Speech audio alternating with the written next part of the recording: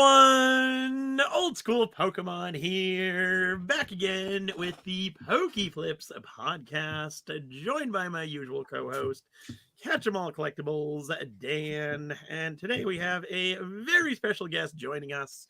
We got Terry joining us. Welcome on in, Terry. How you guys doing today? Fine. Doing well. How are you, Nick? I'm doing good. I'm excited for this one. Yeah. So today, as you see, we have a very special guest. I think many people will know Terry Lake of live chat fame. He's on Instagram. He's all over the YouTube comment sections. A legend in the space. Absolutely. I should have linked it below. And if I remember when we're done, he did a great interview. I think his entry to YouTube was with Pokemon Wonder, a friend of the channel, and great 3+ hour chat on a lot of his background. But Terry, anything else you want to add for those who may not know you, what you do in the space, what your experience is, and whatever you want to give us? Oh, wow. That's a really open-ended question. I've done a lot. First off, I'm still trying to figure out why anybody wants me on their channel, because all I ever do is make some comments. Then next thing you know, I'm on Pokemon Wonders, Justin's channel, and then I'm in here and I got other ones scheduled. I love it. I would love to have my own channel, but as you can see, I'm a little bit older than you guys, and I don't know how the internet works to be able to actually do a channel. Or I would, because I got some stories. I'm a little bit older than you guys. I'm going to be 59 here in a few months, and I've pretty much done what you guys are doing now. You're running the rat race of life. I'm on the last leg of that race, and I'm enjoying all the fruits of what I've put together. When I was your age, I prepared financially to be at this stage of my life, and I have the ability to do what I want to do, what I enjoy doing. A little bit about myself. I've been married 31 years to my wife. That's a long time. I hope it becomes 61 years sometime. But I have 6 children, 5 boys and a girl, and they're all grown up. My youngest are going to be, February 13th. I think they're going to be 23 because they're twins. And so they're bang, bang, bang in age, and I got great relationships with them. To me, that's what punctuates life, is my family. I've always wanted to have kids, and I finally found somebody that wanted to do the same thing that I want to do and raise a family. And so we start off like anybody else. We both worked for Burger King. We were managers for Burger King, and we had a phone conversation, sort of like a blind date kind of thing. We went out. Next thing you know, we're living together. Next thing you know, we're pregnant with kids. And now it's 31 years later. I've done a lot of different professional things. I left Burger King. After I left there, I was a store manager for a Denny's full service restaurant, which is a little bit different than fast food. You actually get to see the nuts and bolts of a multi-million-dollar business, and you're in charge of that. You're in charge of the food. You're in charge of the hiring, the firing, the food purchasing, front end, back end, all of it. And I learned probably the most from that. That was a great experience. But then I discovered the internet. That was probably around 97-ish or so. Again, I can't get my years exactly right, but not everybody had the internet back then. And so I got this computer. I'm on the internet, and I come across this website called eBay. Never heard of it before. No one knew what eBay was. It had less than 1 million items listed at the time. I remember that. So I'm a huge Kiss fan, the rock group Kiss. And I found somebody selling VHS tapes of concerts on there. And it's like, I ordered a bunch of those concerts and watching them. I'm thinking, wow, this guy's selling these things for $10 a piece. I can copy them and sell them for $10 a piece, right? Anybody can do this. So I started, and it took off. And then from there, you network. I met people who, they call it the bootlegging community, where people exchange shows with each other. And I built this big library up. And then, like anything else, technology takes over, and nobody wants VHS tapes. Everybody wants DVDs. So now I had to figure a way to put these shows onto DVD and sell DVDs. And anyway, long story short, that's where I started accumulating my wealth. I mean, it was crazy. And how I used to equate it was, say you go to a concert, pick your favorite, Dave Matthews, Bruce Springsteen, whomever. There's probably 15, 20,000 people that go to that.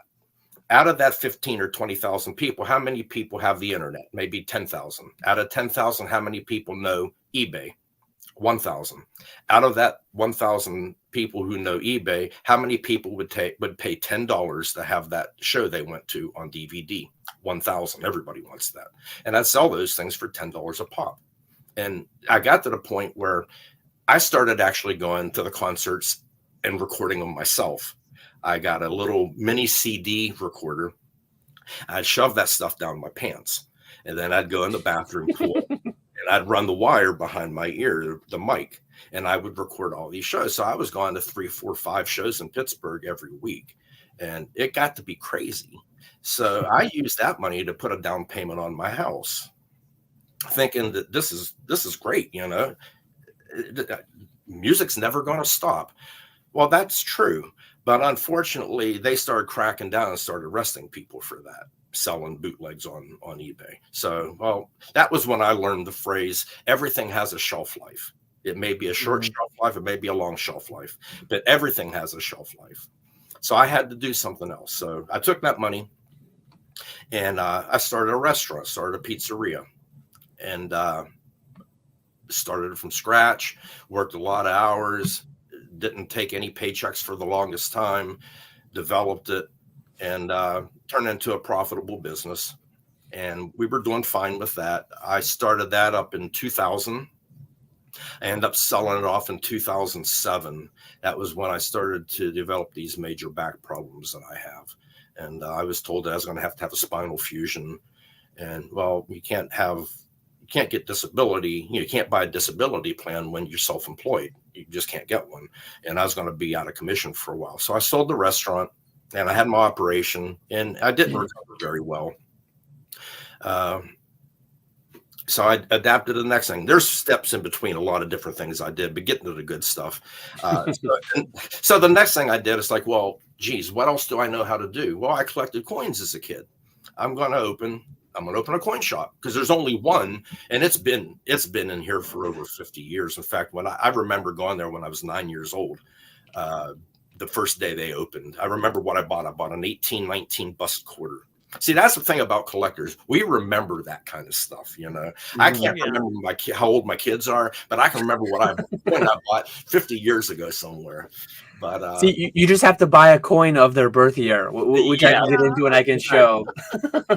Exactly. So, you know, I know a lot of people from having a large family. I opened the coin shop in the town that my kids go to school in, the town I'm from. And it was immediate success. It was amazing to me because the coin shop that's in the town doesn't have that great reputation. I don't know if you have any dealings with many people who are numismatists. Some of them are really weird. I mean, they're really, really weird and just not personable people. And they didn't have a great reputation. So it was easy for me to step in. And I did real well. I had a partner, and we were over in that town for a year, and I could see it was going to blow up. So we end up taking it over to the nice city, the city seat for our county, Beaver, Pennsylvania, and opened up a really nice shop, high end. And it did really well with that. And I was over there for 5 years. I sold it because I was having back issues again. And then I took some time off and opened another shop, my third coin shop, by myself this time. And it was thriving, and it's just I couldn't do it anymore. You know, it's hard for me to walk, and I've had multiple surgeries since then. I'm horizontally and vertically fused in my pelvis, so I don't have any mobility. I walk with a cane. It's hard for me to lay down and sleep. I'm addicted to pain meds. I mean, the whole litany of it. But you know, I got to meet so many neat people, and the two best friends that I have were clients of mine at first. And I just think that's so neat. The one guy, Harry, I don't think of him like a father. He's 87. I don't know exactly what kind of, he's like an older brother, I guess, to me. Real good dude. We have lunch together and things like that. but it was just, I like to hustle things, you know? So anyway, I sold off I closed this last coin shop because I couldn't do it anymore. And I got this time on my hands, you know, I'm thinking, wow, you know, I've always liked Pokemon, you know, I watched the cartoons and stuff, and the Pokemon cards started taking off like 2019, 2020. I started paying attention to that. No, zero about it. I mean, literally zero. But I knew that it was tough to find them in the store. So it's like, I buy a box of this or box of that, a collection box, a tin, whatever. But I'm a sealed person. I don't open anything. It hurts me to see somebody open a pack of cards. It really, really does. I view them as like,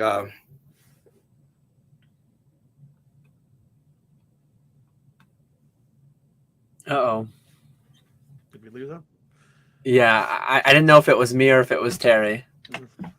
Let's see if he comes back. Maybe he's just taking a there break. we go. I think that was me. Yeah. That one was you that time. Yeah. Yeah. But I look at them like a scratch off ticket. Once you scratch it off, you lose. It's worthless. You know, I see people open these cards, you know, they go through, you know, $15, $20 packs and they get nothing. And you open a whole booster box and you get nothing out of it. Maybe one hit. You're just better off buying that hit and keeping it sealed and pass that scratch off ticket to somebody else. That's how I view it. Now my big thing is I do a lot of, I shouldn't say a lot. I do some business on Facebook, in particular promos. Like promo comes out, I can buy them $2 or $3, sell them for $4, or I'll take a product and bust it down. Like I was telling you about the GameStop had those 23 advent calendars for $17. That was a fantastic deal. So, you know, I took those out, sold the promos and kept all the cards. You got the coins that's in them. I mean, it's just a good deal. I should have bought more. I tell my wife that all the time. I said, I should probably buy more of these, but I'm at the later stage of my life. I don't want to put too much money at risk. I don't mind putting some money at risk, but I can't do what you guys do. I can't. I have to preserve my wealth now. I'm at that stage of my life. I can't go out and punch a time clock and go to work. But I mean, I enjoy it. Like after we're done with this today, we're going up to Walmart. It's stocking day at Walmart today. I want to see if there's anything up there to pick up. This one, and I make comments on other people's channels, which is I'm known for. Yeah, well known. There's a lot there. And like I said, go check out his interview after this if you want to know more on the Terry lore, because great long chat you had with Justin over there at Pokemon Wonder. So 2019, 2020, that was when you kind of mentioned you got into Pokemon. 1996, Japanese. There to 2019, none at all, or were you aware of it, just not really into it? I knew that it came out in '99 because my kids went through that. I took them to see the movie and everything, and I told a story that I didn't know what Pokemon was. I was still hustling, working my business and everything, and I had a day off to take the kids to go see Pokemon, and I'd never seen it before. It's knew it was a cartoon, and we're sitting in the front row, got my little kids there, and movie comes on and you got Pikachu saying Pika Pika, and then Squirtle saying Squirtle Squirtle. It's like, what is this? You know? And the lady behind me leans up in my ear. She says, "You've never seen this before?" I said, "No, ma'am, I haven't." She just sort of smiled, shook her head, and sat back like, you're in for a treat. And I didn't get it. But then the cartoons were on TV, and we watched those, and I liked them. My favorite guy was Brock. I always liked Brock. I always thought he was funny. Always chasing after those nurses. But again, my wife still worked at Burger King at that time. So they had the Burger King cards come out. And so my kids had a bunch of those. And then the other cards, we'd bought. And I threw all that stuff away. Better get those cards off the ground. We'll throw them away. So I don't know what we had, but they all got thrown away. So I don't know if we had any of that stuff from 99 or 2000. But I never would have thought that would ever have any value. But that goes back to something that I've learned too. Everybody wants to relive their childhood. So once people start getting advanced in their life, 35, 40, and they have disposable income, men in particular like to go back and buy their childhood back. In my case, it's Star Wars toys and G.I. Joe dolls, the big G.I. Joe 12 inches with the fuzzy heads. And that's the kind of stuff that I wanted. Because I don't know, it just makes you feel nostalgic and makes you feel good. Remember good times when you didn't have to worry about meeting a payroll or something where you just had to worry about going to school, passing a test, you know, the small things in life. Mm-hmm. So do you want to dive into that coin stuff you talked about a little bit? I know it was sounds like a few separate coin dealerships, coin stores that you ran. Nick and I both have a decent background in coins. So Nick, do you want to start with a little bit of yours, and then we'll just kind of go around and talk? We'll see where it ends up going. Yeah. So that was the first thing that I started collecting. I got it from my dad. He was really big into coins, and so growing up, he started out doing flea markets and coin shows, and so growing up, I would constantly help him every weekend at these shows, and I never got into it as like a little kid. He could never get me into it back then. But then this would have been 2007, he actually left his full-time job and opened up a brick and mortar store. And that's when I started getting into coins, because I was at his store every single day after school, on the weekends, helping him out, and was having a lot of fun with it. And so that's when I got into coins. And it was nice having him run the store, because anything that came into the door, being his son, I would of course have first dibs. So that was a nice part of it. But yeah, the first thing I started collecting was just the statehood quarters.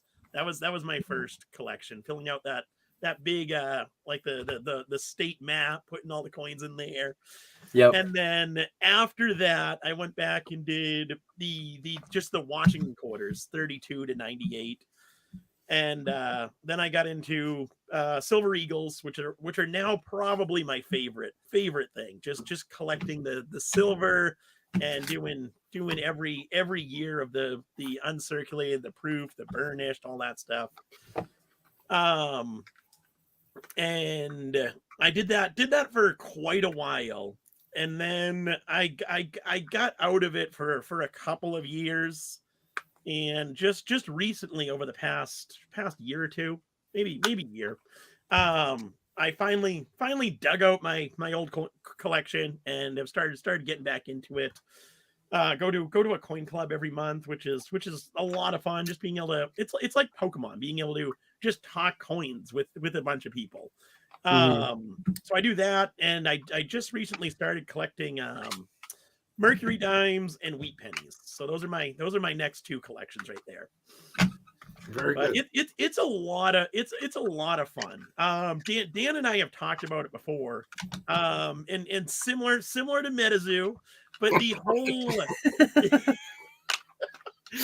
whole having so much information on coins, and having all of that history, and knowing the mintage numbers on every single coin. I really like that aspect of it, because it's just interesting to have that type of information, where we don't have any of that in Pokemon. So I really do enjoy coins. I don't know if it'll ever become something that I get into buying and selling. I think for coins, I would rather keep that collecting, something that I have fun with. Whereas the Pokemon is so much buying and selling that nowadays I don't look at my collection as much. I still like it, but I don't look at it as much. And I want to keep coins something that I enjoy and am able to have fun with. See, I enjoy the business aspect. So I've been, for the past few years, since being full time, it's like I would love to get back into coins more and kind of tie my business into it. Hopefully eBay follows in the footsteps of PWCC. PWCC started out with cards. Now they're doing coins, as long as they're graded. I mean, PCGS is kind of the PSA of coins, literally owned by Collectors Holdings. So the same companies we're familiar with in this space. Then for the CGC side, that is NGC. So I actually have quite a few NGC and PCGS graded coins. my biggest thing when you said Mercury Dimes and Wheat Cents, those were two of my first ones. My grandfather, still alive today, so not like passing and left to me, but he gave me years back. I don't remember the exact year. He's actually coming over for the Super Bowl this Sunday, so if I remember, I'll have to ask him because he might remember better than I do. But sometime in high school, I had gotten like those Whitman folders. If anyone knows those blue folders, as Nick said, one thing I liked about MetaZoo, known mintages of every coin. Obviously, you don't know the attrition. You don't know how many were melted down for their silver content, melted down for the copper and stuff. But really, really cool to just know how many Moonbreons are there, how many Charizards were made unlimited first edition. We'll never know. Someone knew. Someone made the production request. Someone made the production order, and that's probably all lost to time though. And even if a number came out, no matter how valid it was, like people just wouldn't believe it, and you'd never really get something that was like if someone said there was 500,000 base set first edition Charizards printed, there'd be people, that's way too many, that's way too few. Like you're never gonna get. Whereas with coins, it's just I'm trying to think like the chase, the key date for Wheat Cents was 1909 SVDB, and then the key date for Mercury Dimes was 1916D. And I believe 1916D, I believe, was sub 1 million. If I had my Whitman folder handy, several 100,000, I think, was like the rarest one for that. But it's just cool. And then some of the pennies, some of the dimes today, it's in the billions. It's in the billions for how many they're making. So just to see the progression, you've got the Denver Mint, the Philadelphia Mint, the San Francisco Mint, kind of like the standard ones, and then you've got Carson City, Morgan Dollars, and you've got just all the nuances and all the different things there. It's really, really cool. We were talking a little bit pre-stream, and Terry and I shared the thought of, I guess I can do a little bit of show and tell. Let me switch my camera. So anyone familiar with these? Let me see if I can make myself the biggest. I don't even know how to do that. Okay, so I'm going to knock Terry and Nick off just to do a little bit of show and tell. A little bit of a crossover. So for anyone who knows, I believe it's pronounced Niue, Niue. It's actually like a country. So this stuff is legal tender. It was made back in 2001, kind of a collectible. It's legal tender in Niue. It's worth a lot more. You'd never spend it as legal tender because it's worth a fair bit more collector value. But yeah, I don't know if you can make it out. Squirtle, Meowth, Pikachu, Charmander, and Bulbasaur. They made gold versions, silver versions, and I believe the gold was just like clad in gold, plated in gold. But when you look at a coin like this, like 1906 Indian head cent, thinking of the history, like how many hands did this pass through? Like what was bought with this penny? Over the years, how many, and I've got some that are significantly older. Let me try to, like, people probably don't even know that this existed. A 3-cent piece. Back in 1868, they made 3-cent coins. Obviously, back when 3 cents could buy you something. But the history of our coinage, the history of our currency is just so cool to me. Let me see if I can get everybody back here. It's just very interesting to think like 1868. We're going on. I mean, what are we at? Over 150 years. Obviously now it's encased in a plastic tomb, and it's probably been for over a decade. I don't know exactly when it was created, but how many hands did it pass through? What did it buy? It's just cool to look at the history and think about it. As I said to Terry earlier, just buy coins with their dates. Nick talked about Silver Eagles a little bit too. These Silver Eagles are the birth year for my 2 children. So I'm going to start to put together like a little bit of a collection, both Pokemon cards and coins for my kids. But yeah, I'll let Terry go so that I don't take up too much time. And then we'll probably just continue to go around the circle. And mind you, everyone in chat, I am starring all the questions. So we will get to your questions later. Appreciate you guys being patient. Well, getting into coins actually led me to see what happened to coins, led me to get a head start on a couple other things. And let me sort of explain what I meant. So I don't remember the date, but there was a man by the name of David Hall. He was the guy that started PCGS. He had his own little coin shop, and he used to start grading coins, and he put them in those little clear flips. and he had a dot matrix computer that printed out those. I actually had the luck to actually bought some of them. They came into my store. Where have those been for 50 years? You know, when I couldn't believe when I saw them. These are original David Hall flips. And to the average person, that means absolutely nothing. But to somebody who's in that business, that's a pretty big deal. But anyway, David Hall eventually started PCGS and started encapsulating coins. And there were people for it and there were people against it. The people for it were the collectors, because now they can preserve their coin. They know it's going to be authentic and no damage will happen to it. But what that did is that kept the nasty dealers for overgrading a coin when they sold it to you and undergrading a coin when they bought it from you. So the dealers didn't like that. But you can see what's happened since then. Buying a raw coin, if you have a rare date rare coin, there's a reason why it's not slabbed, because it's got a problem. You know, there's something wrong with it, because at this stage of the game, any rare coin is going to be slabbed.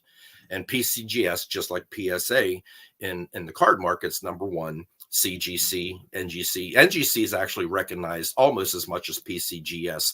It's like a little bit behind. Given the option, everybody wants a PCGS coin.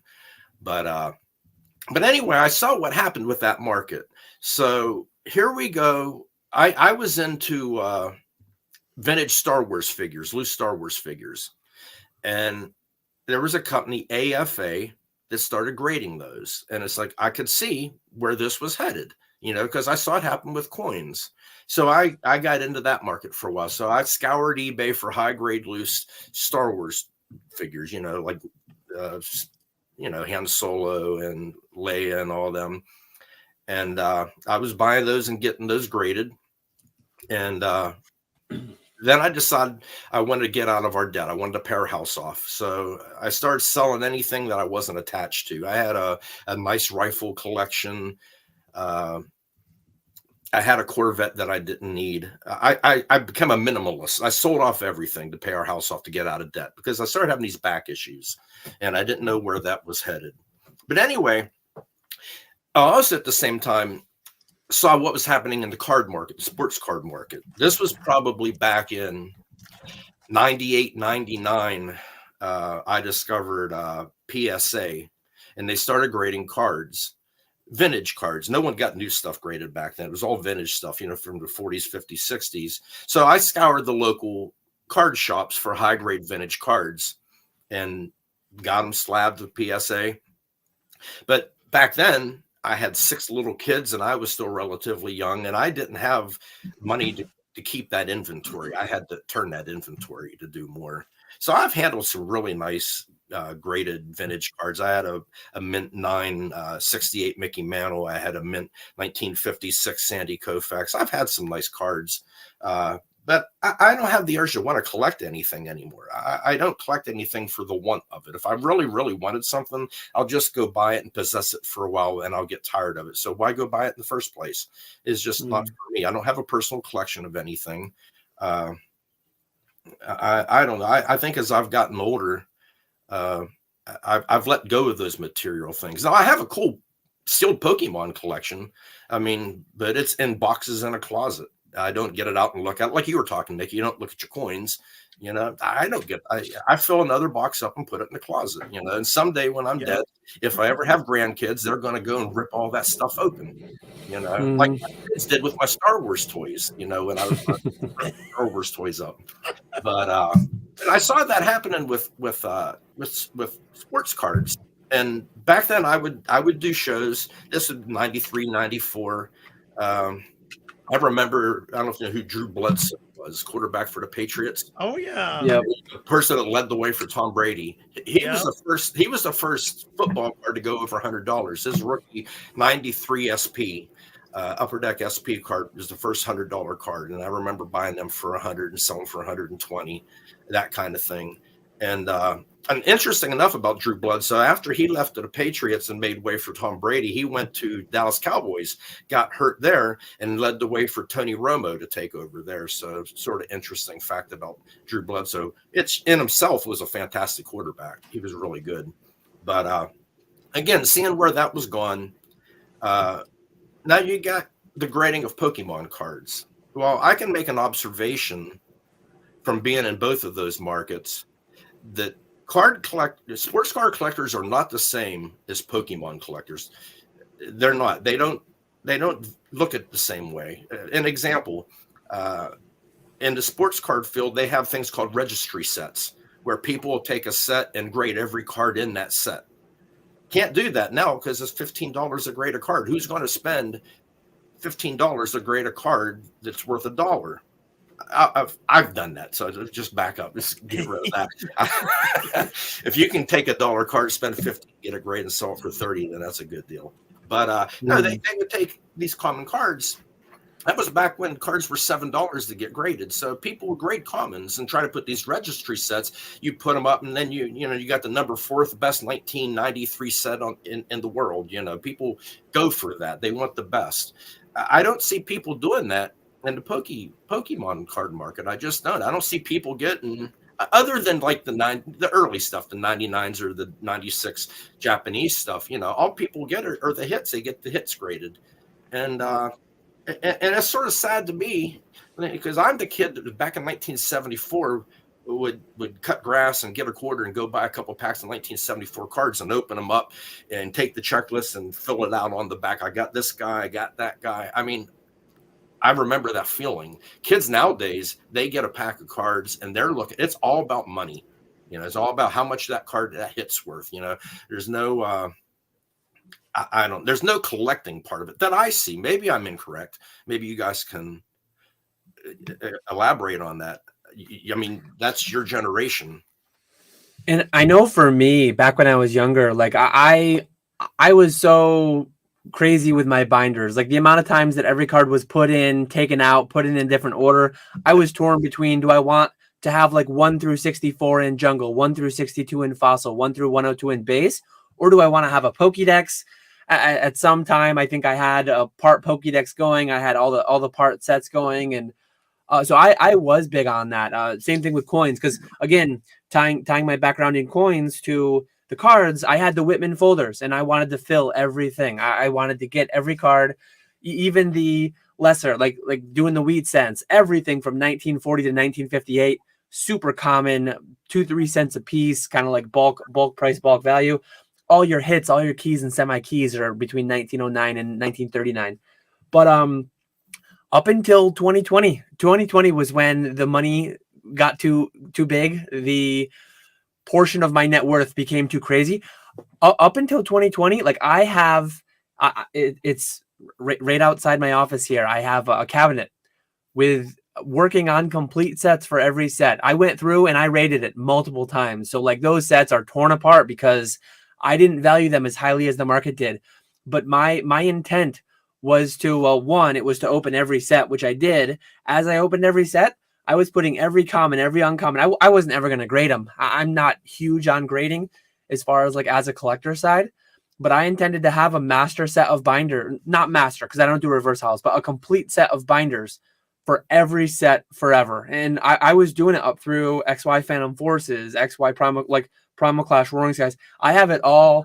I hung on a little bit longer, kind of like out of routine. I hung on longer than I was actually enjoying it and actually seeing the value in it. Sometime in Sun and Moon, I have part binder sets of every set. I still have my childhood base Jungle Fossil, and then I have, but like all the holos, all the hits, like so many of them have been so thoroughly rated over the years. It's pretty much just common and uncommon sets at this point. Like non-holo sets at this point.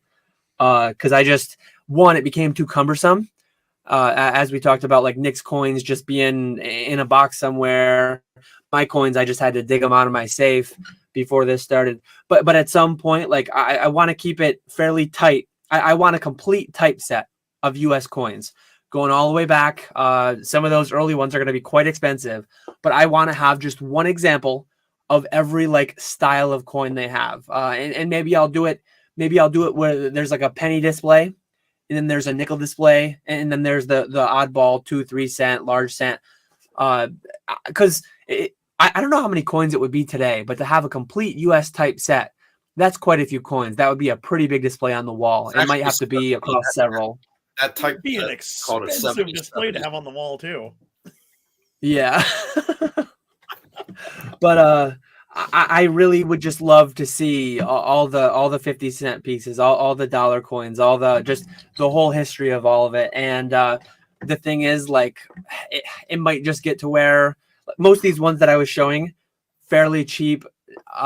Some of them, it might just be the market's valuing them higher than I am, and we'll see where that ends up. But as for now, I've got maybe like 30 or 40 in front of me that are all unique, all different, all like working towards my type set. And that was one of the nice things about having a shop. It was like Christmas every day. You never know what was going to come in. Some of the neat things I bought, I'd never even seen it before. Are you familiar with the original PCGS slabs? They call them Rattlers. Yes. Yep. So I had a complete piece dollar set come in, 21 through 35S. They were sequentially numbered, all mint state 64. Now, most people think piece set 1921, 1928, the keys. Well, not in high grade. You're looking to 34S, 35S are very expensive in that grade. But anyway, it was in a vacuum formed holder. I've never seen it before. So it was made for the piece dollar set by David Hall. I've never seen one before. I've never seen one since, where they all fit in there. Back in the olden days, when you'd buy a VHS tape, there'd be a vacuum formed plastic insert that you'd set them in. That's what this was. And it opened up and you had a complete piece dollar set. That was something I'd really neat. You don't see that every day. I had a complete $2.50 gold set come through. I bought that. That was a nice thing to see, all the $2.50 Indians. That was neat. And I also bought other things too. I bought militaria stuff, in particular World War II Axis items, you know, Italian, Japanese, German, big market for that. And there's nobody around here that does that. So that was like a nice market for me to exploit around here. I did a lot of that buying here, but sold online. And one of the neatest and probably the most unusual things I ever bought and sold was a human skull. Really? With a human skull. And it was a medical specimen, which you're allowed to own. I had to have it. I bought it and it's set in my cabinet there. So people said, is that real? And yeah, two reactions to that. Either they wanted to have a picture with it, or they wanted to be on the other side of the room. They didn't want to be. But I had a kid come in to buy silver one day and he says, is that real? I said, yeah. How much you want for it? I said, $700. He says, I'll take it. So instead of buying silver, he bought a human skull. So, I mean, you see some neat things when you have a shop like that, you know, the advantages to a brick and mortar. Yeah, definitely.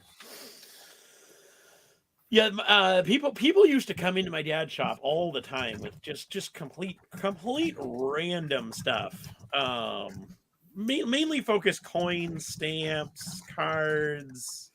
A few times people came in with like records, different old toys. It's kind of cool to see a lot of the stuff that people come in with. A lot of it is junk, but there's definitely a lot of good stuff too. One of the hardest things you have to overcome is someone will come in, and this was my grandfather's collection. Well, I understand that you have an attachment to that, but I have zero attachment to that, and that means nothing to me. Obviously, you don't say that to them. What you want to do is you make them feel that it's okay. Well, what would your grandfather think if you was holding on? Do you think he'd want you to keep it, or maybe sell that and put that money to good use, maybe go on a vacation or something, you know? And you got to make them feel good about selling that stuff, because they sort of feel dirty about doing that, you know? It's like, oh, I'm selling my dad's coin collection. He's dead.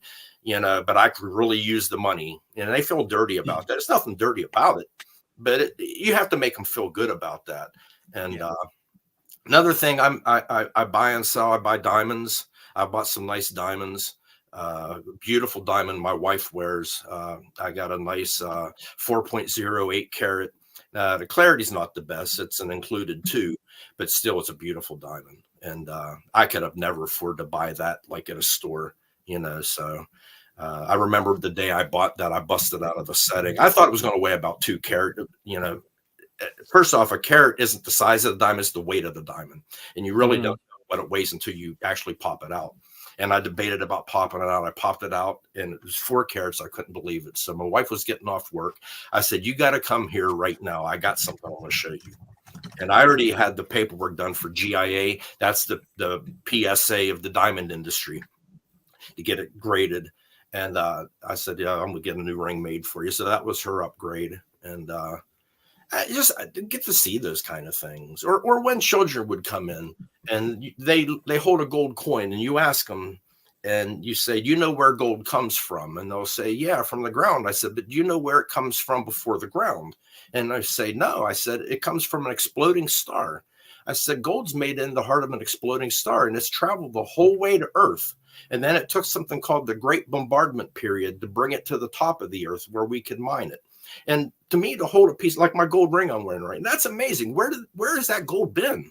You know, I find that stuff amazing.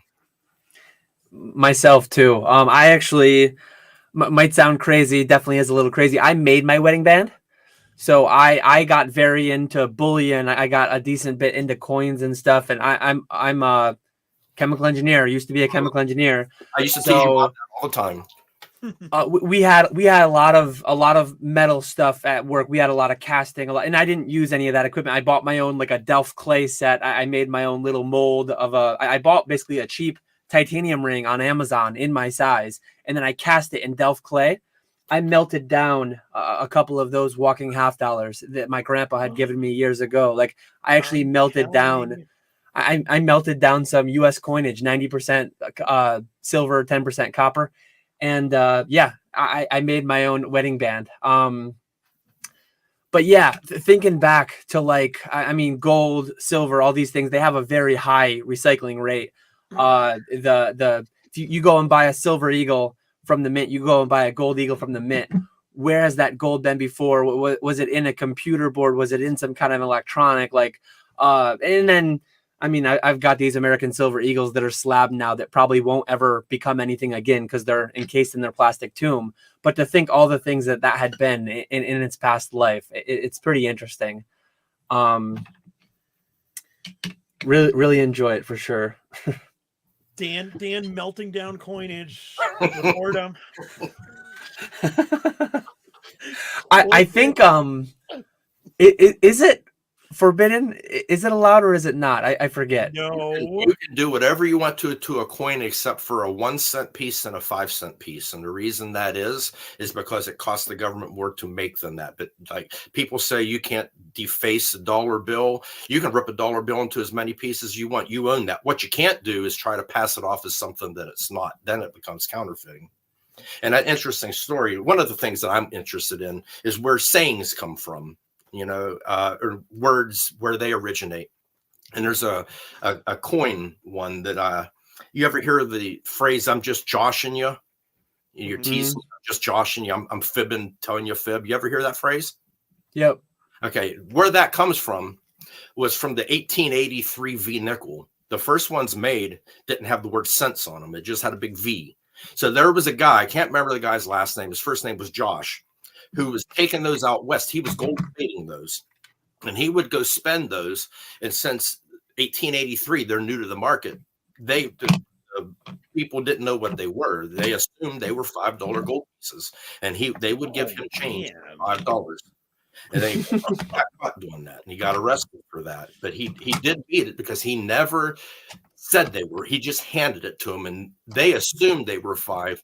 But that's where that just joshing you comes from. You're just joshing me. I know no one cares about that, but I find it. You got one? I have an 1883. It's the shield one though. It's okay. It's not the V one. It says 5 on it. But yeah, I have an 1883 shield nickel. I find that kind of stuff interesting. Yeah, I do too. That's awesome. I hadn't heard that before, and I'm a lot more well versed in like probably 1900s on, so 20th century coinage onwards.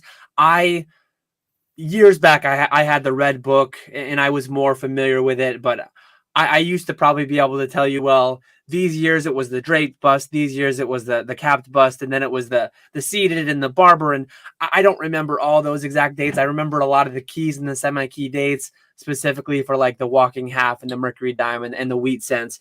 But at some point, like I want to bring that information back. I want to bring that kind of like riding a bike. I'm sure a lot of it will come back pretty quickly. But yeah, there's just so much history. There's so much there. Pokemon, we have like going on 100 sets now, probably. Like there's a lot in Pokemon too, but it's only across 25, 26 years. Whereas in coins, we're talking, well, I guess 28 years now, Japanese. But anyways, coins, you're talking hundreds of years. Then, I mean, we have some people in the Pokenomics Discord. They deal with ancient coins, and you can get into like actual stuff that was minted by like the Egyptians. And crazy the history and all that ancient stuff. I don't think I'll ever get into ancients, but maybe someday I will. It's interesting to me, but I'm more like I'll probably stick with U.S. coin as U.S. Legal tender for the most part. A lot of I never got into the ancient stuff. World coins I do like. There's some really good, like Canada always comes out with like really cool designs on their coins. And then the Australia is another one. With their silver coins. I like those, but mainly US for me as well. A lot of times when people bring their collections in, it was predicated on age. This is really old. Well, in coins, age really is not a factor. It's the mintage and condition. The age is not a factor. You know, you can go back to Roman coins, you know, get those coppers for $5 or $10 a piece. They're 1,000, 1,500 years old, and there's just no value to them. But you have to teach them condition. Condition is important in just about every collectible there is. Doesn't have to be old to be worth money, and that's, you know, someone who's not into that market, like me. I like, you know, the old Pokemon cards. I can grade a card, but I couldn't tell you which ones other than the key players, you know, Charizard and all them, Blastoise. I mean, I know that, but I bet I couldn't. Well, actually, what we used to do, we don't do it so much anymore because I lose. But when we get all of the family around for Christmas or Thanksgiving, we played a Pokemon game where you have to say a Pokemon. And if you can't think of one within like 5 seconds, you drop out. I'm one of the first ones out all the time. The kids always win that game. But that's just like the kind of stuff you do, you know, with your kids. And you guys, you know, you get kids, Pokemon Knowledge got kids and stuff. And there's a guy I watch, Pika Papa. He has the 2 little daughters. He opens cards. I just enjoy that kind of stuff. People doing stuff with their kids. Because you can't regain those times. You know, they're going to grow up, and before you know it, they're going to be in their 20s, and they're going to have their own careers, and they're only going to call you on holidays. And you got to make that time. Something I didn't do. I was too caught up in work, trying to make a living and trying to build a business, and probably didn't focus enough on the things I should have focused. But there again, when you have a family with 6 kids, you know, it takes a lot of money to run that household, you know, sort of catch-22, you know. But I love seeing people open those cards with their kids online. I just love that. Did you guys, Nick, I know you mentioned bullion a little bit. Bullion is pretty adjacent to coins. I have it somewhere. I don't know where it is exactly, but one thing I got into, I'm not big on international, like legal tender, like world currency, but world bullion a little bit. I do have a collection of everything I could find, like the Chinese panda, the Fiji taku, the Canadian maple leaf, the South African Krugerrand. I don't think I did them all in any certain year, but I wanted to have like one example of each of those. I know quite a few people, and I've mentioned this at various times in my own live streams and then in PokeFlipz, but stackers. Some people call them stackers. They call themselves stackers. A fair few preppers that prepping for doomsday and end of the financial system as we know it. And I don't really ascribe to all that, but I just know quite a few people into coins and stocking up on junk silver, buying it at X multiple of face value. And do you guys get into much like, because bullion is its own entire thing, like Engelhard bars. Some people really go for like the big hand poured bars, and I never got too deep into it, but I'm aware of a lot of it. And the extent of my bullion is pretty much just like a handful. Like I have the complete run of the Silver Eagles, and then like just some random. I have a platinum, not a full ounce, but I have like I think I have a 1/4 ounce platinum. And then I think I have a couple 1 ounce gold. I know I have a 10,000 10th ounce gold I got as a wedding gift. But yeah, do you guys touch into bullion at all or not really? I like doing the bullion. I'm like you. I don't know much about it. I know 90%. I like doing quarters. So the Washington quarters I do every once in a while. And then I used to do silver eagles. I had silver eagles going. I started the year I graduated. I would get a roll of silver eagles every year from 2011. I got out of coins in 2018. And when I got coming back into it this past year, I tried completing my rolls of silver eagles from 2018 to now, and the premium silver eagles are getting right now is absurd. So I'm gonna wait on those. But yeah, I like doing that. And it's kind of funny with the silver that it's the opposite of the economy. When the economy's doing good, silver and gold aren't doing as well. When the economy's doing bad, silver and gold are doing really good. So I do like doing that, but it is kind of weird, like betting against the economy. And then one thing like I said, I don't do it super often, but getting into the eBay lives, I hop into a bunch of different streams, and one of the big streamers on there is RJ Bullion, who does bullion. And I never realized there was a collector's market to bullion as well. I always just thought 1 ounce of silver, it's going to go $25-$30. And there's certain silver bars that have like a collector's premium to them. Which I never knew about that. So that's been kind of interesting to see, like what people are willing to pay more for, what people just value the silver value at, and all of that stuff. I sold all of that kind of stuff at the shop. I sold silver shot, which is nothing but like little BBs of silver, 999 fine, where people pour their own, or they like to collect. Can I get 2 ounces? And they have a little jar that you sell them 2 ounces, weigh it up. Or I sold bars, 100-ounce bars, 1 ounce bars, 1 ounce rounds, 5 ounce rounds. I told people all the same time, you get the same people, I'm going to save this when the world ends. I'm going to, blah, blah, blah. And it's like, silver and gold is one of the worst investments you can possibly make. I mean, it doesn't pay dividends. It's never going to split. It's an insurance policy is all it is. I remember when same thing happened with metals that happened with Pokemon cards when COVID hit. So all the big companies shut down. And here in Pennsylvania, I actually had to shut down for a while as well. But anyway, like they were talking about all the non-essential businesses were going to have to close. And I had about 5 days before they shut me down. But all the big time bullion dealers took all their products offline that weekend. JM Bullion, AppNext, all this. Yep. And I knew what was going to happen, boy. And come Monday, those prices are going to be a fortune. So I told my wife, I said, I'm selling all of our personal silver. I'm going to have people out the door down there come Monday, And I did. I sold all of my personal stuff too, telling everybody's name, you shouldn't be buying this. You shouldn't be buying this.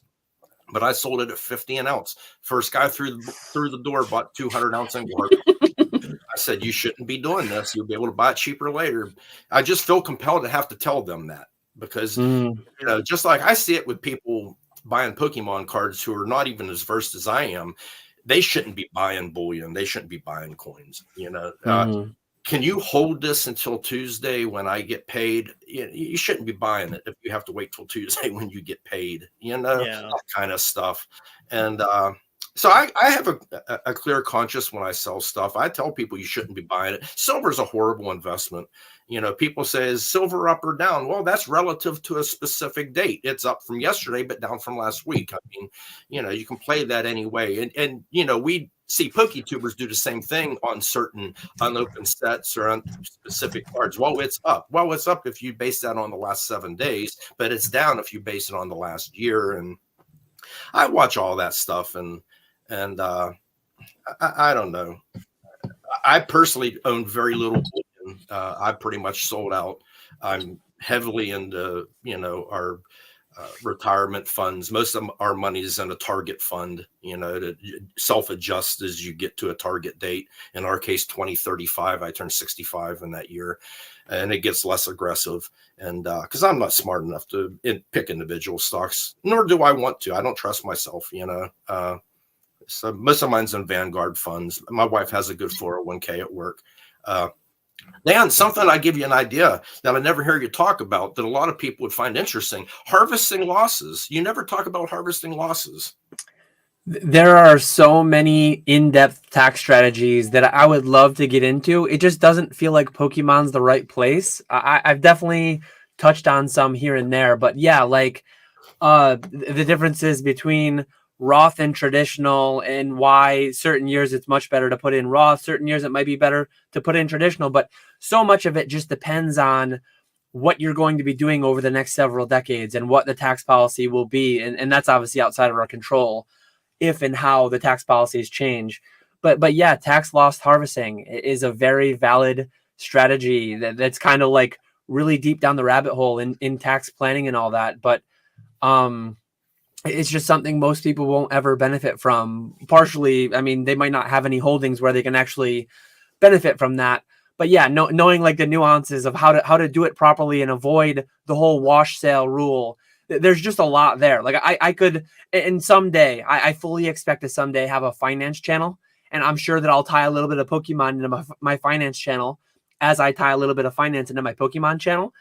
I just feel like a lot of those things are probably way too deep. I'll probably lose way too many people, but maybe I'm wrong, and maybe they'd enjoy it. We're talking a little bit about it right here, right? So, I mean, the general idea behind how it goes is that if you have a lot of diverse holdings in a given year, and you have a lot of gains, and some of this can be tied into doing Roth conversions. So, say, yeah, this I just did one of those this year. Like, I talked about it a little bit once, but there was a couple of years in the past several that my wife took the entire year off. When we had each of our children, she took an entire year off for maternal leave. And I myself took 6 weeks off for my son, and maybe 8 or 9 weeks for my daughter, because that was phasing in paternal paid family leave for New York State. And those years, my income was like artificially low. And when your income is lower, your marginal tax rate is lower. So those years, I piled everything in Roth. I paid my taxes up front, never pay taxes again. Everything will grow tax-free, all the gains and everything tax-free. Whereas these past few years in Pokemon, I mean, 2020 to today, I'm making a lot more money short-term than I think I will. Like, I think I'm making more money this year than I'll make in 5 or 10 years. I could be wrong. Things could change, but I just don't see this sustaining. So everything I put in, I'm putting in traditional. And say that 5, 10, 20 years, say 1 year, I Pokemon's done and over with, or I move on from it and I start up a food truck. Well, starting up a new business, there's a decent chance my income will be quite low the first year, maybe the first couple of years of that. Those years, on top of putting money in Roth accounts, I would also go and I would convert some of my earlier traditional into Roth, up to certain buckets, up to certain, like there are so many deep in the weeds, deep down the rabbit hole things. But instead of that, instead of optimizing where you could potentially earn thousands, tens of thousands, hundreds of thousands more over decades, instead of optimizing for those things, we try to optimize for like making an extra couple bucks here or there on a Pokemon card. Like it's kind of crazy. And that's where I've made videos talking about analysis paralysis. We will overanalyze trying to optimize, but buying in at the absolute bottom, saving $5 on a booster box that we're going to buy 1 of or 6 of, or maybe we'll buy 10 cases, maybe we'll buy 60 of them. We spend hours optimizing and agonizing over this decision, and then we're not even thinking about our IRAs and our 401ks and what fund. Like it's kind of mind blowing. It's kind of painful to really think about it too much. Yeah, it's nice that you have the option of a Roth now. Back when I was getting started, they didn't exist. They only had the traditional. So I still have a bunch of money parked in traditionals. I haven't been able, because again, you can't just convert it all in 1 year because that's taxable income, you know. So you got to find a way to whittle that down. So if you have a Pokemon business, you might be able to lose some money at that, which is nice. It offsets some of that business expense. So you have a home office. a little bit here and a little bit there. So I try to take it down to the itty bitty dollar that I can convert without having to. And I did okay this year, but next year is going to be a little tougher for me. But it's just, I find that stuff interesting. And again, I think PK says we're in the niches of the niches. May be true, but everybody that I watch understands all of this and we talk about it. I don't know. I assume the people that watch these and comment are in the same position. Maybe I'm wrong. I don't know. Yeah, you never really know. I always say we're all in the same arena, the arena being Pokemon, but we all are playing very different games. We all play by very different rules. The fact is that I'm an S corporation today. I could be doing the same exact business, making the same money, buying and selling the same products, doing the same consignments, doing the same, everything the same functionally. But because I've filed certain paperwork with the IRS, because I'm calling myself an S corporation instead of a sole proprietor, I am saving tens of thousands of dollars a year, fully legally, fully within like everything. Like it's crazy to not put a little more thought into optimizing this side of it because it's huge. And the amount of people that are, I knew so many people where I used to work that would have a Robinhood account and they would be trading crypto and they'd be trading GameStop and Bed Bath & Beyond. It's like, why are you doing this in a brokerage account with after-tax money when you could be doing this in a self-directed IRA with pre-tax money? Or you could be doing it in a Roth self-directed IRA that you've already paid taxes on, so it's still after-tax money. But if you hit it big, if you make 100K in GameStop, if you make 100K in Bed Bath & Beyond, whatever, that's your money tax-free. Tax-free. And, oh, I can't touch it till I'm 59 and a half. Pay the penalty. Take it out. The penalty is a lot less than the taxes are. So it's like people interact with their money so suboptimally. It's kind of sad. Like, set your goals, know what they are, and then educate yourself to advance yourself towards your goals as optimally as possible. And people don't really do a lot of people don't really do any of that. Yeah, I mean, I treat every dollar like my kids. You know, I always say they don't know the value of a dollar. I don't buy myself anything that I can't resell. I don't like. I'd still be wearing the same underwear that before I met my wife. I just don't spend money, you know, unless that's investment money. It's just how I am. So one of the jobs I had after I got out of the Marine Corps, well, I'll teach you about my investing issue. I worked for a gold mine, an actual gold mine out in California. It's a leach mine. So what they do is they pulverize the rock. It's microscopic ore, and it has a large group of the heavy metals, platinum, palladium, gold. So they would smash these out and they would irrigate it with sodium cyanide water, and that would leach the heavy metals out. And then they'd run them through carbon, pull it out, smelt it down. Anyway, I making good money there. And the old man says, "Terry, what are you doing with your money?" And I just went out and bought a new Trans Am and 2 jet skis. And I said, "Why?" He said, "You start investing." So he taught me about Vanguard funds. And I started buying the Windsor fund. And I've been addicted to investing ever since. It's fun. It keeps your brain active, first off. I mean, because you got to keep those gears going. But I do have a question for you, Dan. So I got on you a little bit about this when you talked about how you made a heavy investment into some sword and shield cases, sealed cases. And my question to you is, when you go to liquidate those, say you want to liquidate a large portion of those, how do you feel that that's not going to affect the price when you go to try to push that amount of market on that much amount of product onto the market? Oh, I only have several cases of each. Like Evolving Skies, I don't have several. I have like 2 or 3 maybe. But I have, at least in today's market, I know, like I actually just I had an eBay daily deal basically I ran for some Paldean Fates. And this is a little bit different because it's Paldean Fates. It's the newest set.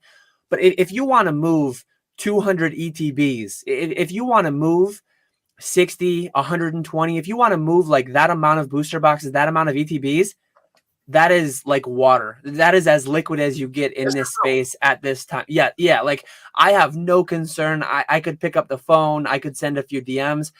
I could move 5 cases of every Sword and Shield set for 85 or 90%. Like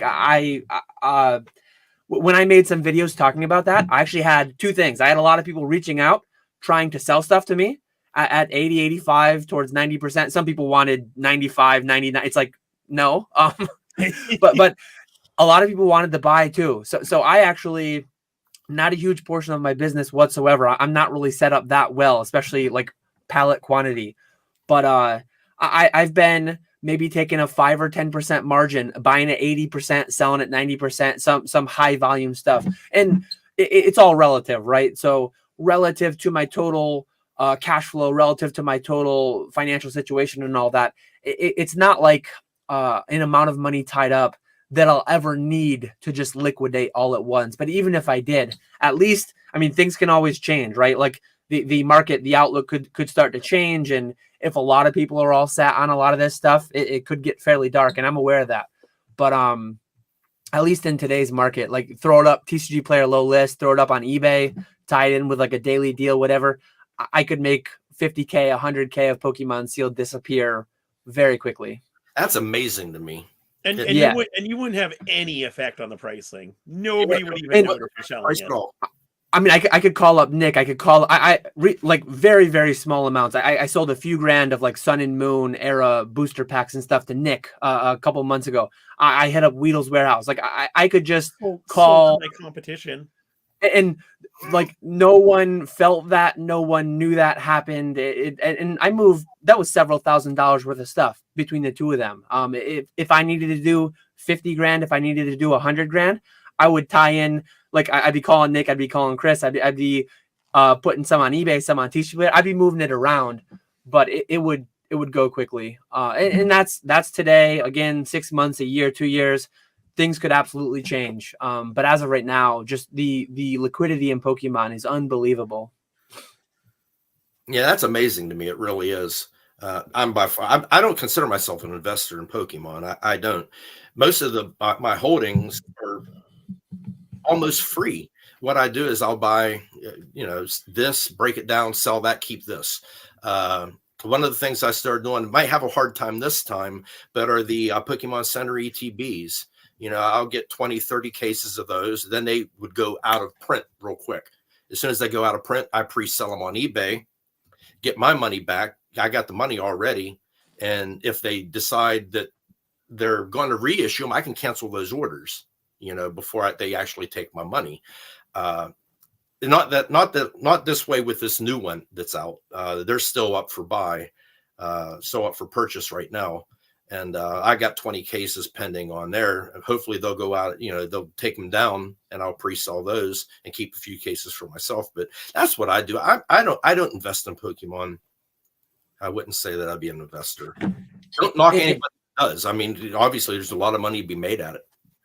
And I wouldn't call, though some call what I'm doing in Pokemon, though some called what I did in MetaZoo investing, I'm buying at some percentage of market. And then it's not all listed actively, but just recently, usually what I'll do is, like, say I have 10 cases of Lost Origin, 10 cases of Silver Tempest, as kind of like a market indicator, as kind of like a barometer. I'll list one high. And I'll forget about them. So say current market price, like I think Silver Tempest, Nick, can't we get it? Or you're not with that distributor. I think I can get Silver Tempest for like 110 per box. Maybe I'm mixing it up with Lost Origin. But what I'll do is I'll say, okay, what would be my break even on eBay after fees, after shipping, worst case? Let me put it to where like I make $30 on this case. Well, assuming low list is like to where I'd lose money. I list it so I make a little bit of money and I forget about it. I have 10 of them. I list one. The day that sells out, and sometimes it's the next day, and it's like, okay, well, I'll buy 4 more cases from my distributor. I'll pop them all up. Like, I'm fine making $30. And depending on where it ships, blah, blah, blah, like it might be 50. It might be, could be making more money, could be making less. But anyways, I'll kind of have like one of everything listed so that I can have it as like a market indicator. Okay, well, one just sold. 2 things. Let me see if I can get more from my distributor. And if I can't, let me pop up 2 more cases. but I'm going to increase the price another $100 for the case. Or so I kind of do that. A lot of it's by feel, but pretty much everything is always for sale. There's definitely some items that aren't listed anywhere for sale, but if the right person hit me up and wanted an Evolving Skies case and it's going to make me money, but yeah, as of right now, cash flow is definitely in a healthy spot. If I were to make a $50K collection purchase, if I were to fund all at once, I'm kind of torn right now, new year, between funding my 2024 IRAs, 401ks, all that all at once, lump sum, or just doing like X amount per month until it's full, like in December. I'm leaning more towards the lump sum. So if I go and I do that, stuff all those accounts full, like, I mean, I'll still have more cash flow than I've had historically, but I might bleed off a couple positions, I guess, several cases of Sword and Shield sets. We'll see, but it's all by feel. A lot of it's by feel. Hey Nick, I got a question for you. I know that Dan was pretty much into MetaZoo. There, did you do anything with MetaZoo? Very little.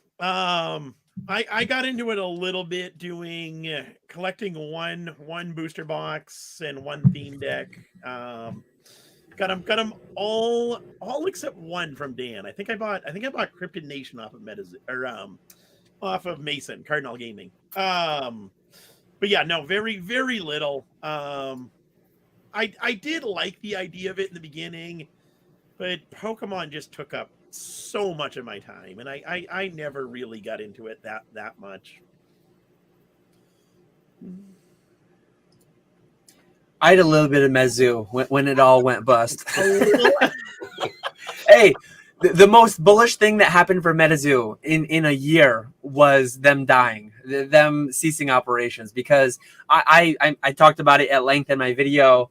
I had about 500 boxes, plus I probably had 200 more. So I had probably 700 boxes counting what I had at Troll and Toad.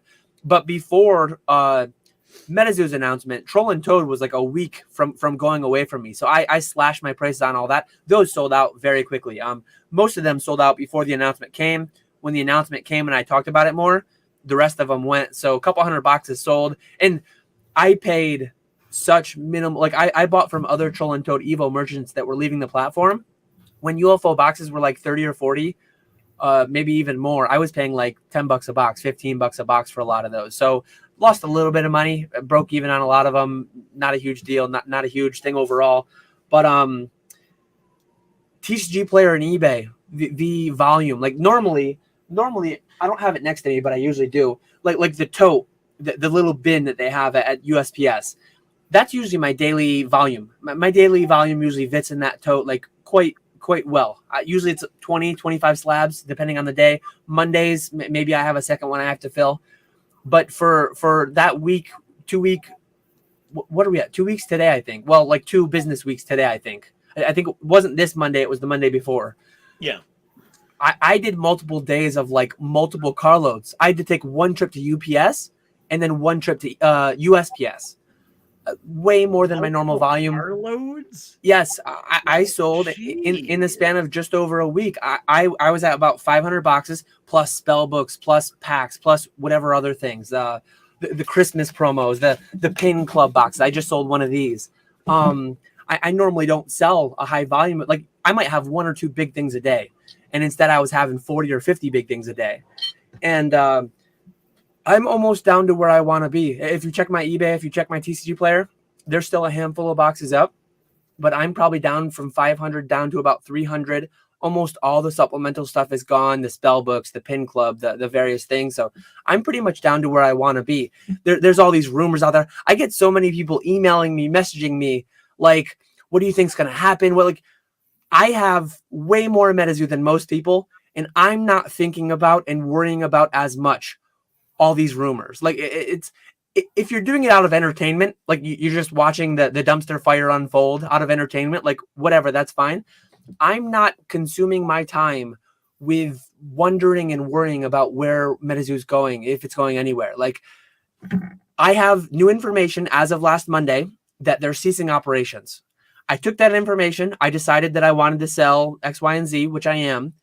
Until I get new information, actual information, not rumor mill gossip, I'm not really going to change anything, right? And the amount of time and energy that people will just, again, the amount of time and energy over the past 2 weeks that people have put into worrying about MetaZoo that might have $50 worth of it or $500 worth of it, or maybe none of it. Maybe they have none of it.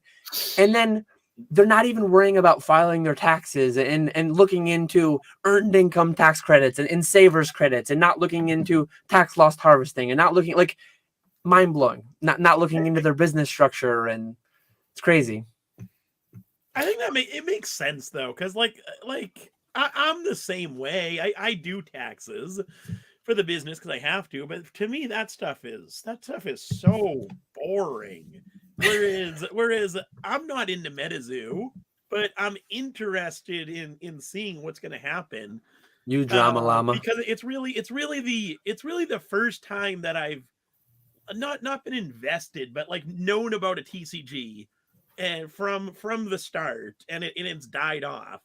So it will be interesting to see what happens moving forward. Will someone buy it? No. But what'll happen long term with these boxes? Will they just flatline and die off eventually? Will there be some like dead TCG market that picks it up and starts reviving it? It will be interesting. Whereas like the tax stuff, no thanks. but you need to be aware of, like, again, if I just stayed in my own, like if I didn't look into it, if I didn't look into getting a new CPA and all that, and I were still a sole proprietor, I would be costing myself tens of thousands of dollars a year. And your goal, like a lot of people's underlying goal, at least that watch this channel, like most people's underlying goal in MetaZoo and Pokemon, most people are just pure consumers. They buy, they consider it like as money spent, as if they went on vacation, went to the bar, went wherever. They consider it as money spent and it's done and over with. If it's worth value down the line, like great. If not, whatever. Most people that watch PokeFlipz, though, I think, like I don't mean to speak for other people, most people, finances are some underlying goal, some underlying desire to like improve your finances with this, or at least collect at a cheaper price. And again, like when you're spending so much time analysis paralysis in those spaces, that like best case scenario, if you navigate your 3 MetaZoo booster boxes properly, you might make an extra $100. If you navigate your tax situation optimally, if you navigate like these other things optimally, instead of 2 figures, 3 figures, you're talking 4, 5, 6 figures over decades, right? So again, as I always say in my business, money's not the only thing, like whatsoever. Money's not the only thing. I'm not optimizing for money. I'm optimizing for like total life enjoyment, happiness, all that. Money plays a big part in that. Like love it or hate it, money plays a big part in that. So we keep scoring lives with money, right? That's how I keep scoring life. That is definitely true. You know, money doesn't make you happy, but I'll tell you what, if you don't have it, it causes a lot of problems. Yep. Yeah, like the number one reasons for divorces. The number one, I don't know about this, but like a high portion for like stress and depression and anxiety. Like I know so many people in real life that money is just a huge burden, and it's a huge, like having a little bit extra, having done things more optimally would be very useful to them. That's why the whole finance channel, like I hope this channel can bring some education, maybe some enjoyment, maybe some whatever. The finance channel, I think, and the issue you run into is like you're only going to help the people who need it most won't seek it out. You can only help the people who want to help themselves and are trying to seek it out.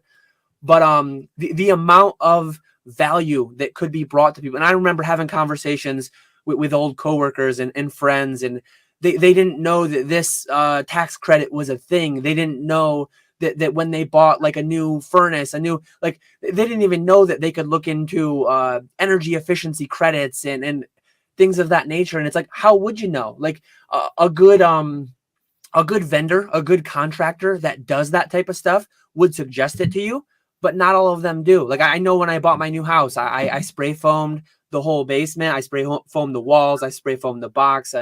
I blew in some insulation in my last house. Every year it's different. Like I'm not a tax expert, so I know, Terry, we can talk about this maybe a little bit too. I pay CPAs and they keep up with everything. Like every year is different. Certain years, New York State has higher tax credits if you buy an EV vehicle, if you buy energy improvement for your home, energy, like, and some of that is like an Energy Star appliance. Like some of that, the bar is very low, and you might have spent and bought things, and you could have been eligible for 10, 20, 50% credits that you didn't utilize because you didn't know. And it's crazy. It's crazy how convoluted the whole system is. And it just goes to the detriment of a lot of people who stay ignorant to it. You sort of, even though the software for doing your taxes has gotten better, you still have to understand the concept of them, because they don't ask you the right questions.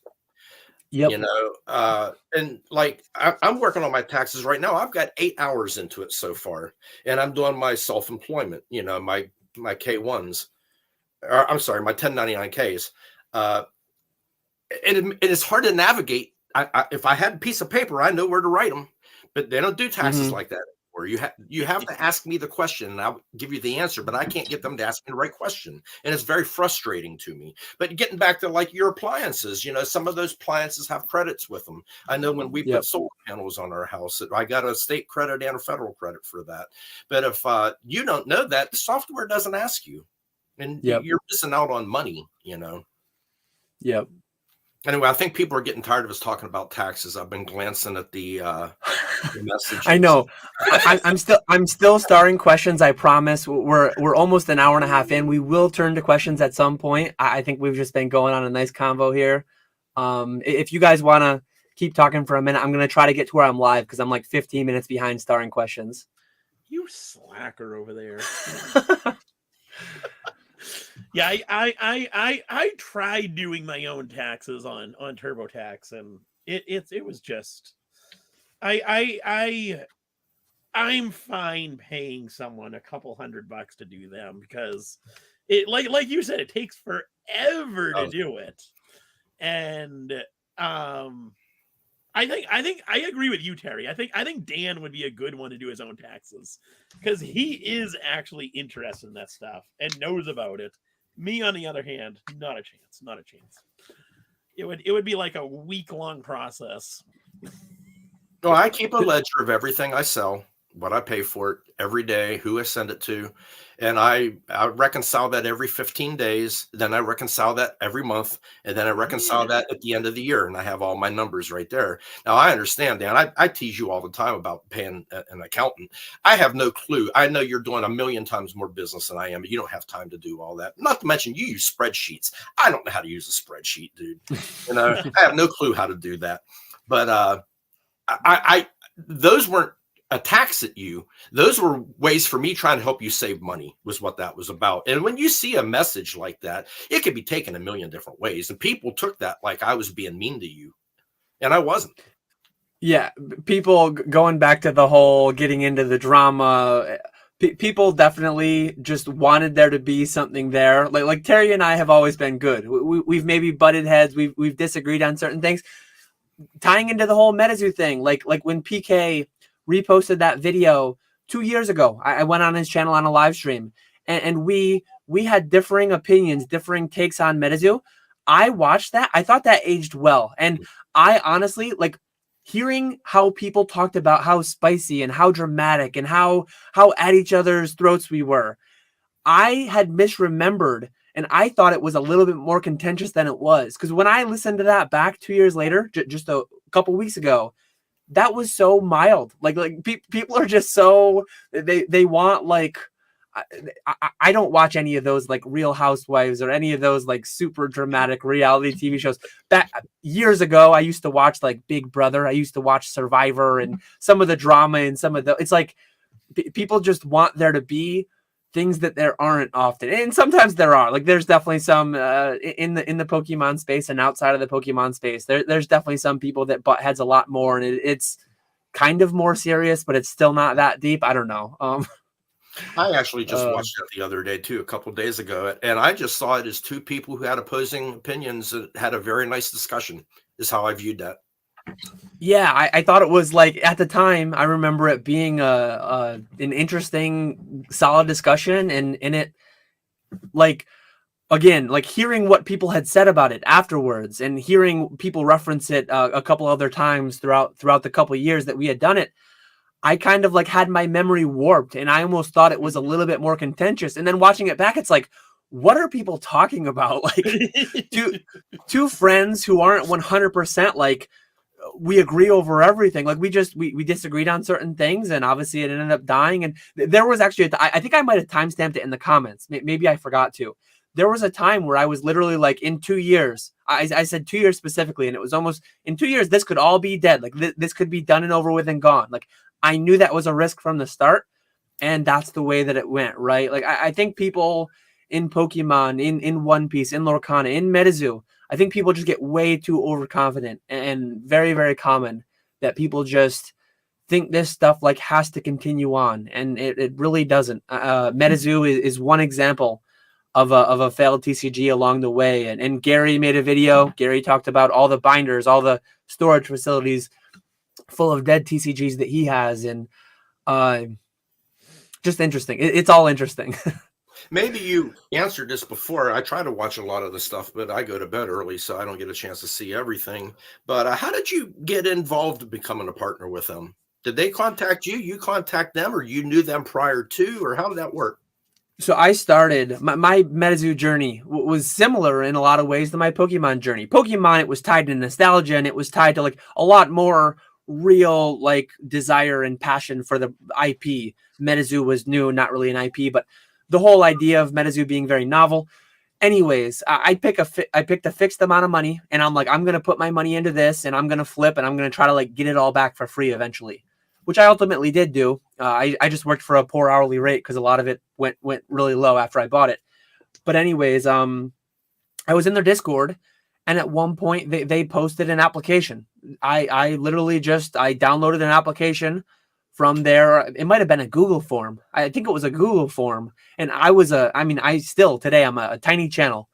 I posted my socials in there. I posted my email, maybe a little bit about, I forget exactly what was in the form, but I applied to be a partner, and I was accepted. And I bought boxes for $56 a piece instead of buying them for 77 or whatever it was through distribution. And I carved out a niche. Like I did mass box breaks in Metazoo, which I never really did in Pokemon, nowhere near that extent. And I enjoyed it. It was good business while I was doing it. Had I sold everything, had I not kept my profit in Metazoo product, it would have been a really lucrative, like good hourly rate, enjoyable the whole time. Like I don't regret it. Hindsight, for full monetary optimization, obviously I would have sold everything instead of hanging on to anything. But you only know that with hindsight, right? There's no sense in stewing in that. I look at that. Yeah. I think that was an opportunity you could have hit big with if it would just went the other direction. I mean, first off, Metazoo had legs. People played that game. Maybe not a lot of people, but people played that game, and people enjoyed that game. But my issue with that was it's about cryptids, right? Mm-hmm. Yeah. Bigfoot, Loch Ness. Okay. How many cryptids are there? Are they inventing new cryptids? Or, I mean, eventually there's tens of thousands. There's like tens of thousands across the whole world. And I think like a lot of them are like just like I'm not well versed like deep into the cryptid lore, but I think around like locally there are some around me, and some random thing will happen and then a new legend will be born. Like I don't know if it's as frequent as it used to be hundreds of years ago, thousands of years ago, but new cryptids are definitely still born every year to some extent. And even without that, there's tens of thousands in various regions and stuff, like worldwide. There's a lot of them, a lot more than there are Pokemon today. I just find the whole concept interesting. I just did. I never bought any. I'm thinking about buying some boxes, because I think they're cool, not for anything other than to put them on a shelf, I wouldn't say it's dead yet. I mean, a lot of things can happen. I wouldn't. I don't think so. It's in the dumpster. You know more than I do, that's for sure. But I like if I was holding that inventory, I wouldn't be so keen to get rid of it. Oh, speaking of inventory, so you have promo cards, right? From Metazoo. I need one for my bicycle spokes down. They were for sale. You missed out.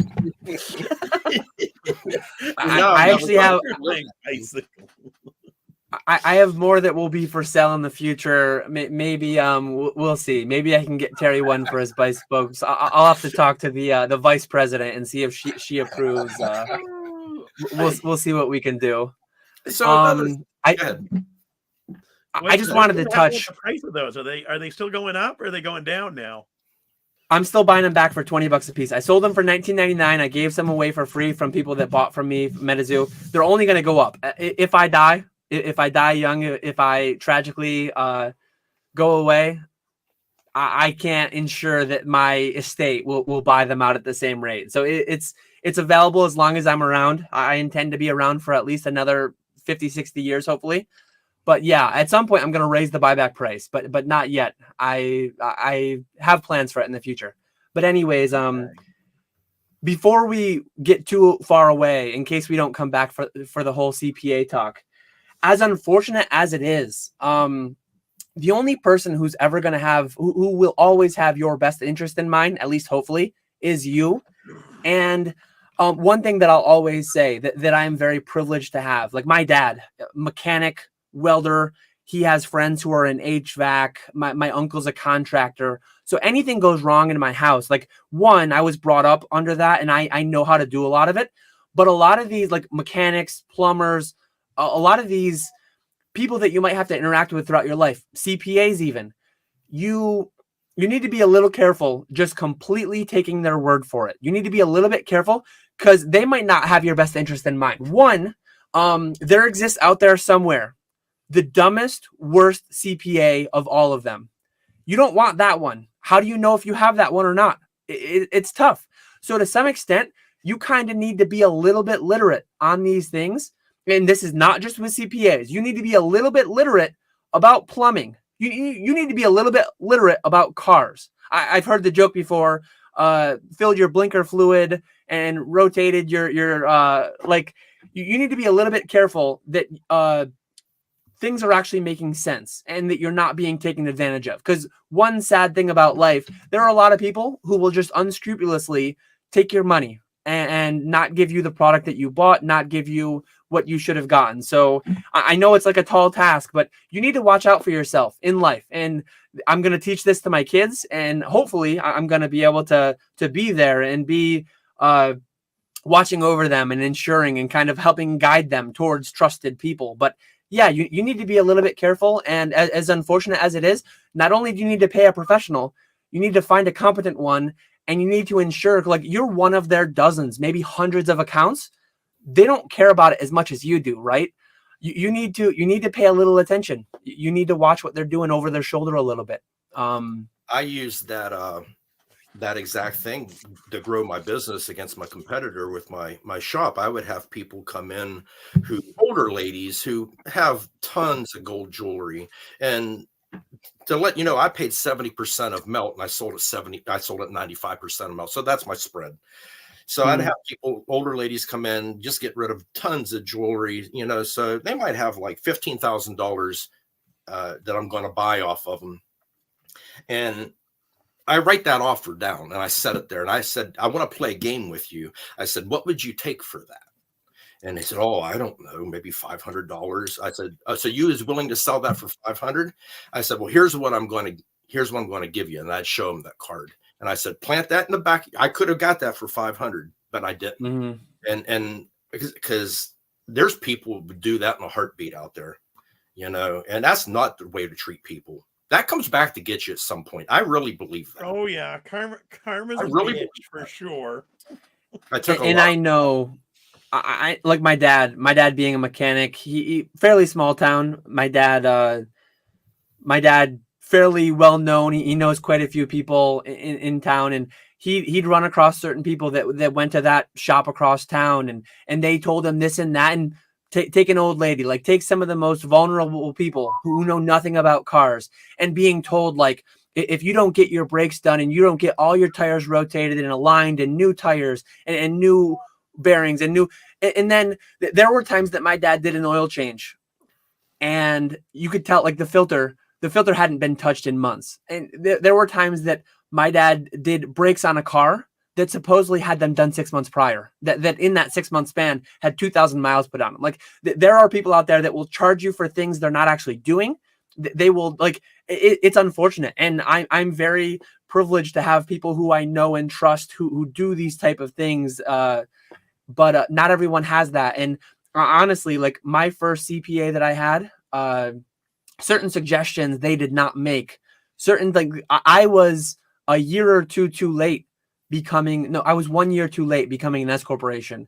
2020, I paid tens of thousands of dollars more to the IRS than I had to because it wasn't suggested to me.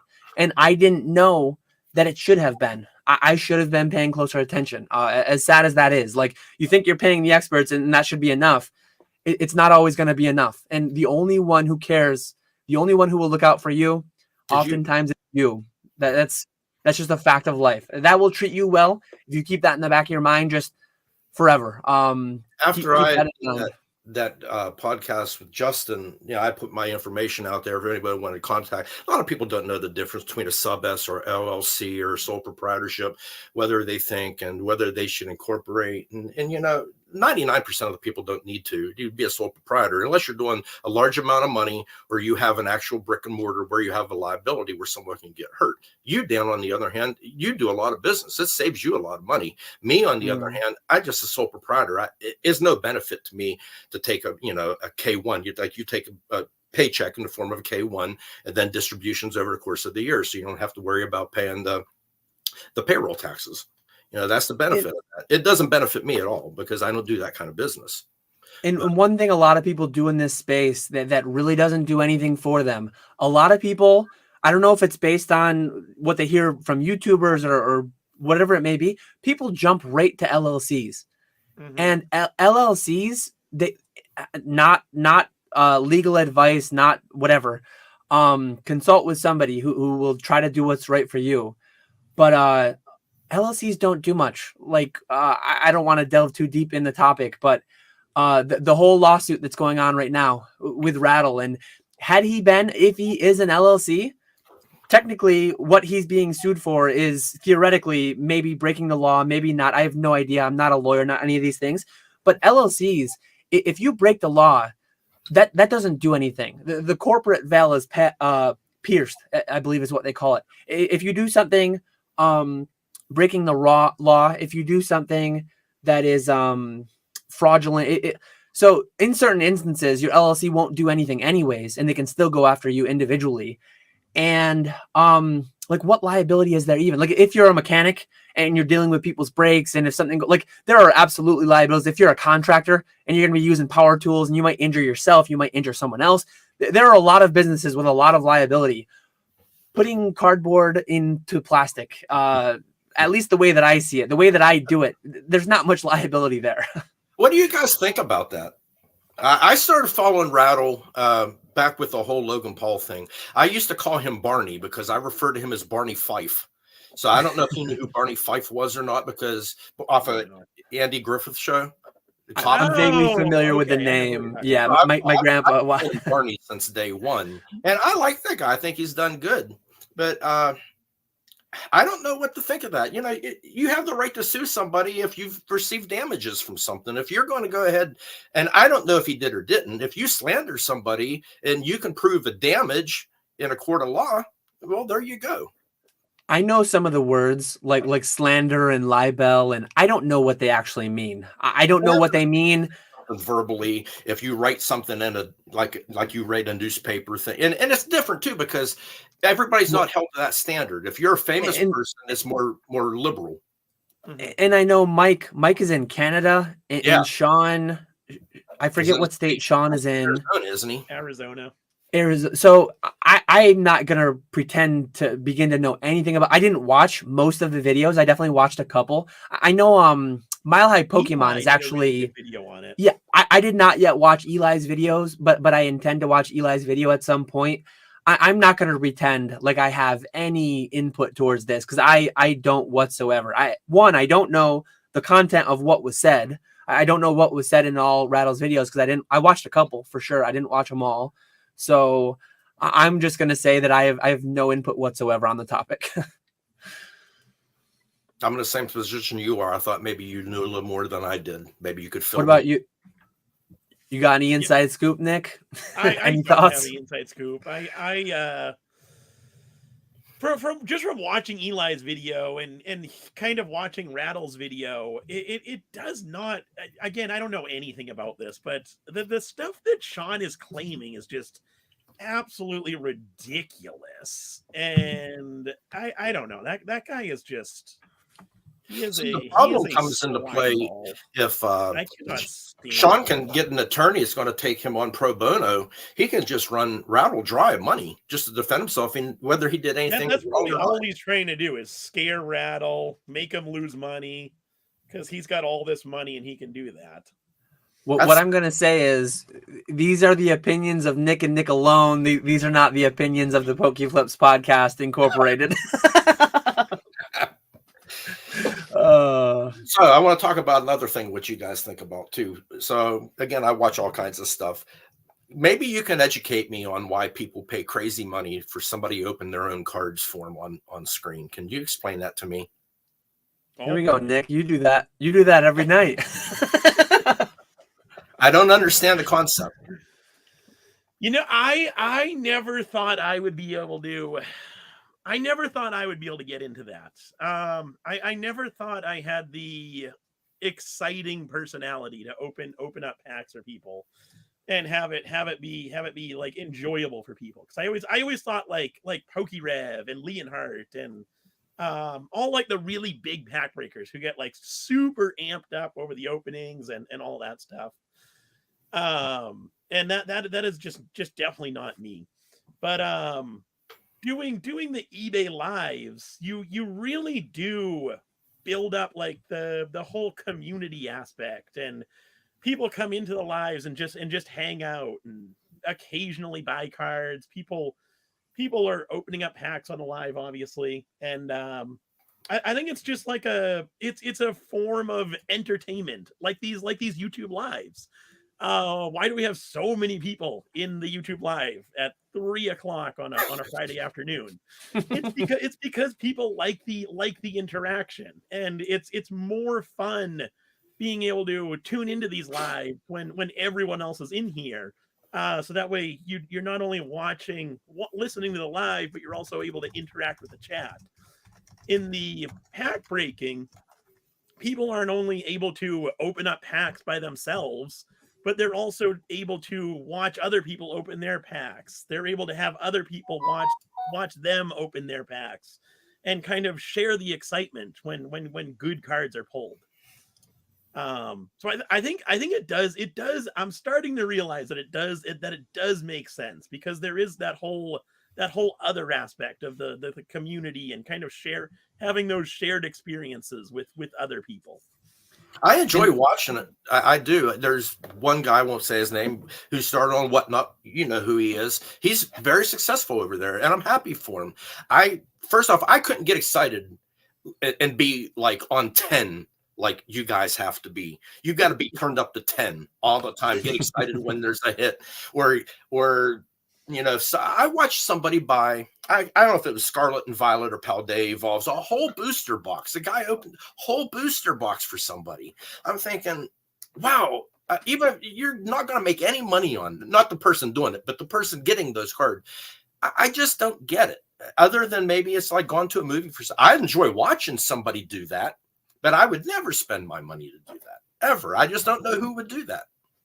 And my contribution to the question was going to be another question, like, why do people go to the movie theater to watch a movie that they could watch like a little bit later for so much cheaper?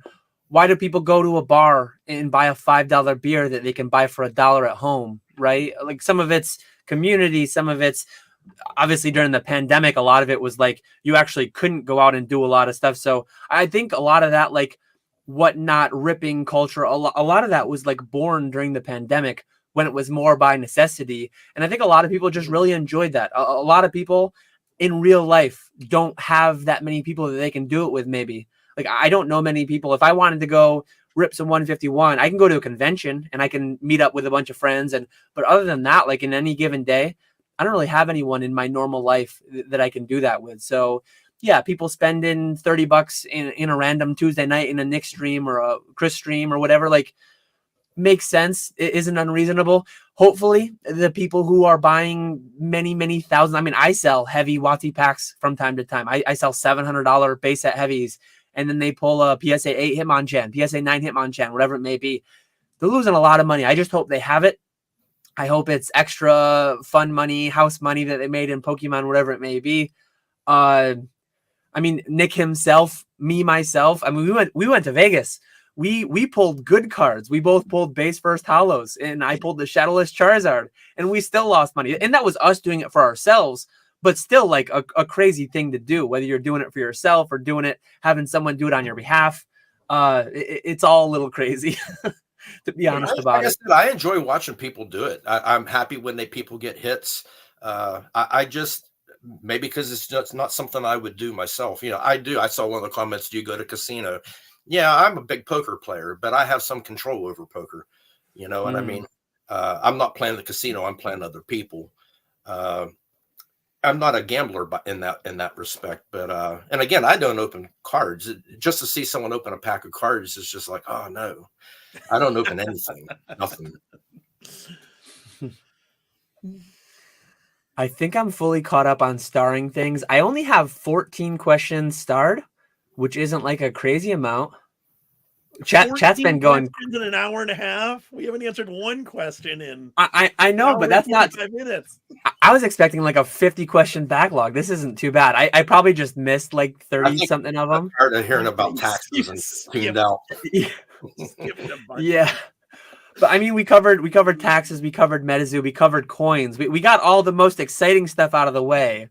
Now we'll get to the actually we have Thrifty here with a current question. Terry, you ever go to a casino? There we go. That was the one I saw. Yeah, I do. I go out to Vegas. When I do play a game of chance, I play roulette. That's the best odds you have. The best thing to do is put all your money down on black or red or even or odd and spend one time and walk away. That's how you have to look at it. And it's a little less than 50-50. That's the best odds you have. I don't know if James is still here, but ZNG Emporium, he was supposed to teach Nick and I craps in Vegas. I could be wrong, but I thought the pass line, I don't even know what the pass line is, but I believe the pass line in craps is as close as you can get to like 50-50. But roulette, you got to be careful because certain wheels have 40. I think they go 0 to 38, alternating black red. And then the American wheels, the US wheels often have 2. Correct. Green 0, green 0. You want to play the one that have 1. Yeah. You're getting a 35 times payout on what is true odds of 1 in 40. So what exactly that works out to be. I'm a blackjack guy. Like, even though played perfectly, the casino edge is very, very low. I definitely don't play perfectly. If you go so far as counting cards, and I think you can actually get to where you have an edge from time to time, but I don't try to do any of that. I don't try to pretend like I'm capable of that. But yeah, I think craps. I think the pass line in craps is what I had heard is like one of your better ones. If you're going to go in with $100 trying to double it in one thing, I think that's where you want to go. But I don't even know how to do that. I don't even know what you do there. I was going to say, we can't do that, Dan, because we don't know how to play craps, thanks to James. Yeah, thanks, James. Craps is complicated. I play the no pass line, but that's not very favorable. You're betting against everybody else on the board. Oh, so you're being that guy. What you have to do.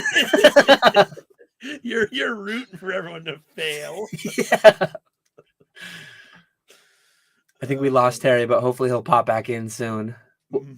We'll continue on the casino thing for a couple minutes, and then I'll go back to our starred questions. And then I'm really going to get lost because I'm going to be in the starred questions and just losing the live chat as it scrolls on. Oh, yeah. I saw a video on YouTube. There's casinos in Vegas are starting to add a 000 to roulette. Really? That's crazy.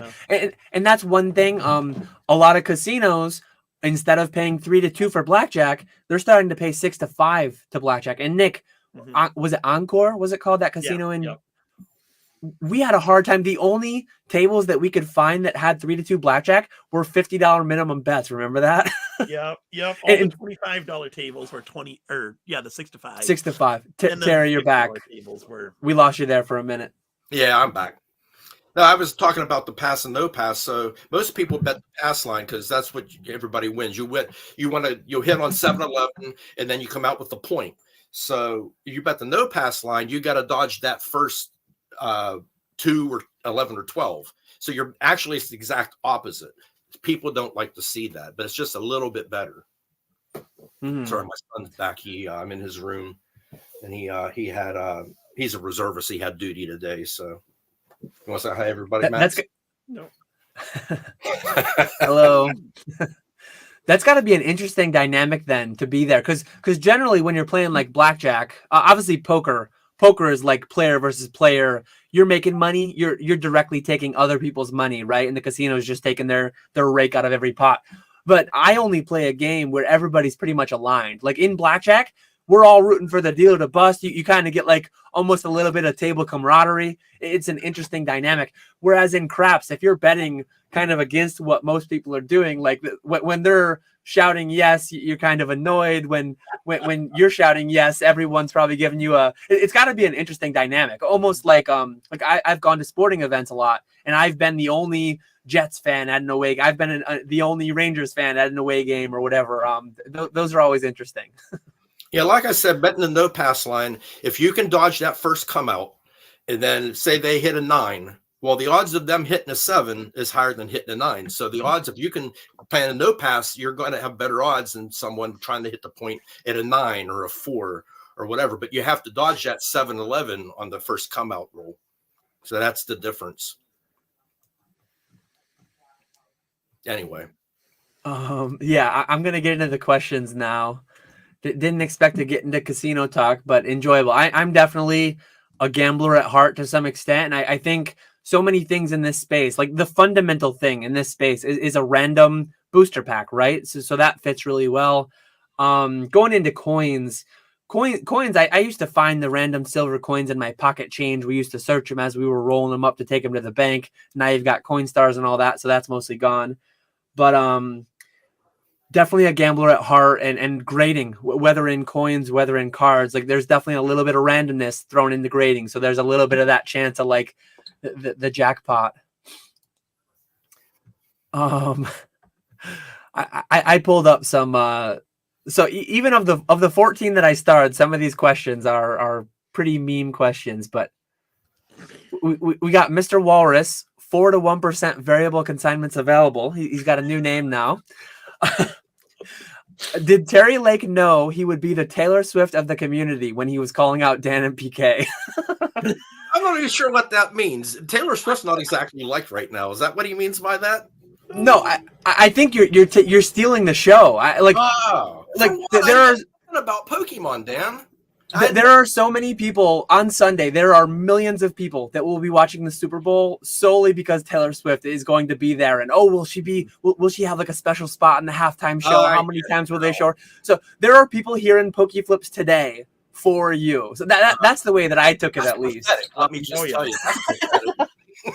You're a star all the time. Like Andy asked me yesterday if I wanted to come on at the end of the month, and man, I'm so happy about that. I love it, And I told my wife, I said, I got asked to be on another one. What the hell? How do I relate to you guys? I'm old enough to be your dads. What do I have that interests you? I don't get it. We get so much of the 25 to 40-year-old. Like we all have the same experiences. We all played the games, got out around Ruby. We got out around Neo sets. We all have so much of the same story. Getting your history, hearing how you, hearing your background, and hearing how some of that stuff, like you tie into your Pokemon business, your Pokemon side hustle, whatever you want to call it. It's just really interesting. It's fresh to get a different perspective. That's the way, at least around you guys, man. I absolutely love it. I feel honored. We're honored to have you. Trust me. And I know I don't know what Walrus's actual intent was, but that was at least the way that I took it. So I felt like I had to pop this one up there. I was thinking the same thing when I saw that. I think you nailed it, Dan. I'm gonna pop this one up there for a little bit of quick self promo. Almost 2 hours in. Dan, what's the beta between your consignment rates and James's? Well, as you can see, Mr. Walrus, true 4 to 1% variable consignments is that's what his name is. If he were touting James's rates, it would be 5 to 1% variable consignment rate. So I'm about 1% cheaper depending on the actual tier that you're at. Sometimes we match though. So definitely hit me up if you're looking to consign, and hit Nick up if you've got any $1,000 cards. And I take sub $1,000 cards too. Yeah, I'm out here for the fisherman of the hobby. I'm out here for the little guy, you know, the everyday guy who may not have only $1,000 plus cards.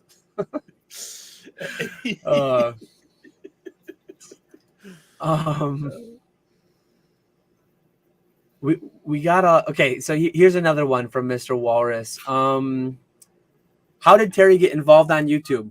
So what was your origin? Who were you watching first? And how did you find PokeFlipz? How did you find PK? How did you find everybody? Yeah, that's interesting. So I think the first person I watched was I can't think of his name. The guy who claims to be a lawyer but didn't have enough money to buy his own computer. He had people Leonhardt. He's the first person I watched. And someone who's never seen any content before, that was interesting to me. And then I realized there's other channels. So there's another guy that I don't particularly care for, not himself, but just the channel, somebody named Dr. Applesauce. I watched him for a while, not really into it. And then there's another Asian guy. I like him, but I think he's wrong a lot of times. Twice Baked Jake. I still watch him every once in a while. But then I found PK before PK showed his face. And I thought he was someone like myself, you know, somebody who was at the same level. And I liked what he had to say and everything. And then I think that's how I found you, Dan. And that's when I started making comments.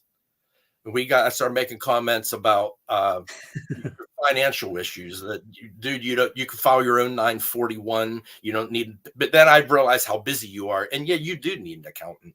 You know, you don't have time for that kind of stuff. I get that now, but but anyway, people picked up on those negative comments. I only made negative comments, not to be mean, although it came off that way. My wife even told me, don't do that no more because you're sounding mean. And I quit.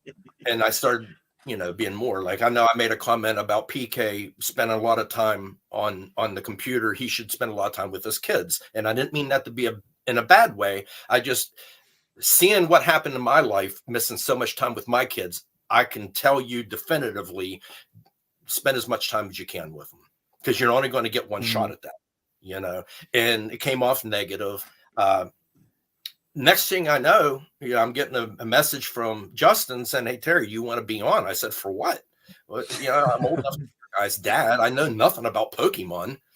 And next thing you know, I'm getting these comments like I'm some sort of VIP. It makes me feel good, to be honest with you. It's a very great community, and you're definitely a great part of it. We actually talked a little bit pre chat. Do you want to mention to everyone if you're going to be making your way out to any conventions this year? If you might end up running across anybody? I think we're going to be able to make the Richmond one. It's sort of two birds with one stone kind of thing. My daughter's stationed down there, and it's hard for me to travel, but I think I could probably make that and spend some time down there. I'd like to go to the Richmond one, but all the people that I'm familiar with, doesn't seem like anybody that I know is going to be there for that one.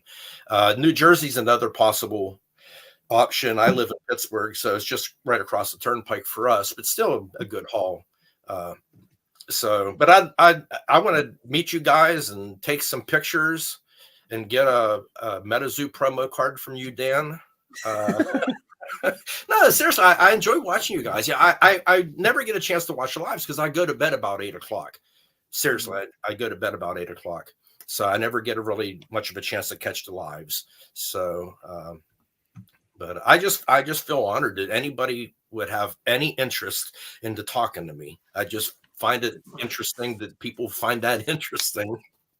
Yeah, it's something different. It's a different perspective, and I talk about it all the time. But like the best, most rewarding times in this hobby, in this space, are just sharing it with other people who are passionate about the same things. And it's interesting. Like some people get so caught up and they try to like draw lines and they try to separate and they try to isolate where people have these differences.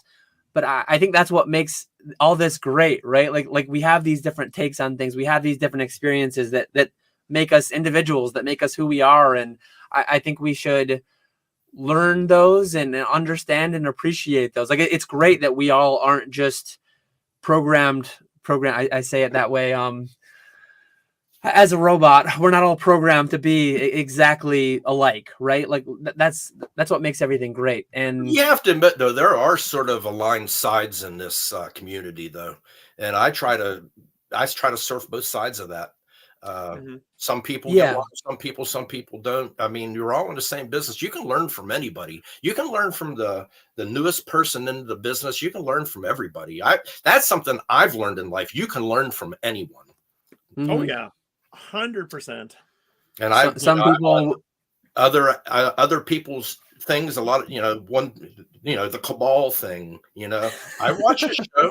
I watch his stream all the time. I watched him on Whatnot, rooted him on. I don't get it. He had 200 some people on there. He was ripping packs for. Good for him. I wished I knew how to do that. You know what I mean? But I mean, there's enough money for everybody to go around. I don't understand why some people don't like others. And it's like, I don't like content sometimes, what they talk about, but as for like people not liking people, yeah, I don't get it. I don't have a problem with anyone. Oh, I also want to advocate, maybe people can happen here. So, PK and Rattle and CTR used to have that little talk going on, but CTR don't do it no more. I'd like to advocate to be that third person every month. So I don't know if everybody be interested in seeing that. Oh, there we go. I like it. I know they talked about having periodic guests on and stuff. So PK, I think PK listens to most of these. I don't know that he listens to all of them. PK, if you're listening, Terry's interested in being a guest. I think that would make for a... He's the one that gave me that name, Terror Bear. Terror Bear's doing the whole circuit. Got to get him over there. And you mentioned a couple times since we've been live, you mentioned beforehand. Do you want to shout out any upcoming? We talked about... And Nick, you're doing New Jersey too, right? I don't know. I'm on vacation the Saturday before until the Saturday of New Jersey. I was thinking about coming home Friday, so that way I could go down. But then I was thinking I'm not going to go. But now I'm back to thinking I might come on Friday because there's a lot of people are going to New Jersey. New Jersey is going to be a decent sized one. People in the live, and then like a lot of eBay live people are going there too. So it might happen. I think me personally, I won't be vending New Jersey, but I think I'll be doing like a 1-day thing there. So I think I'm going to be doing like a family trip that weekend actually. And we'll do like a few days leading into it, other various places around there, and then a few days after. But I'll probably just pick. I don't know if it'll be Saturday or Sunday. We'll have to see. But I'll definitely be there for a few hours, at least one day. But it's not going to be like a full convention for me like normal. Yeah. But yeah, hopefully you'll make it. We'll have to be in conversations, Terry. Hopefully we can align so we have our paths crossed for at least a couple hours. That'd be fun. But anyways, before I segued into that, you've got some upcoming content, right? Where are we going to be able to find you? I do. Tuesday evening, I'm going to be on Beerski's channel. I'm looking forward to that. And I'm not sure of the date. It's the last Tuesday in the month, 27th, I believe. Andy from Northwoods TCG is going to have me on, and he wants to talk about some business ideas. I haven't actually got the content what he wants to talk about yet, but I know something about the different business models and stuff. I've done different things. I've had restaurants and I've had coin shops, and I actually had a raw fur business too. I've done all kinds of stuff. I remember you talked about that a little bit with Wonder, I think, the fur stuff. I remember that. Yeah, I've done a lot of stuff. Yeah, it's just like one thing to another. Like I've never really wanted to be anything in life. Like most people grow up wanting to be something.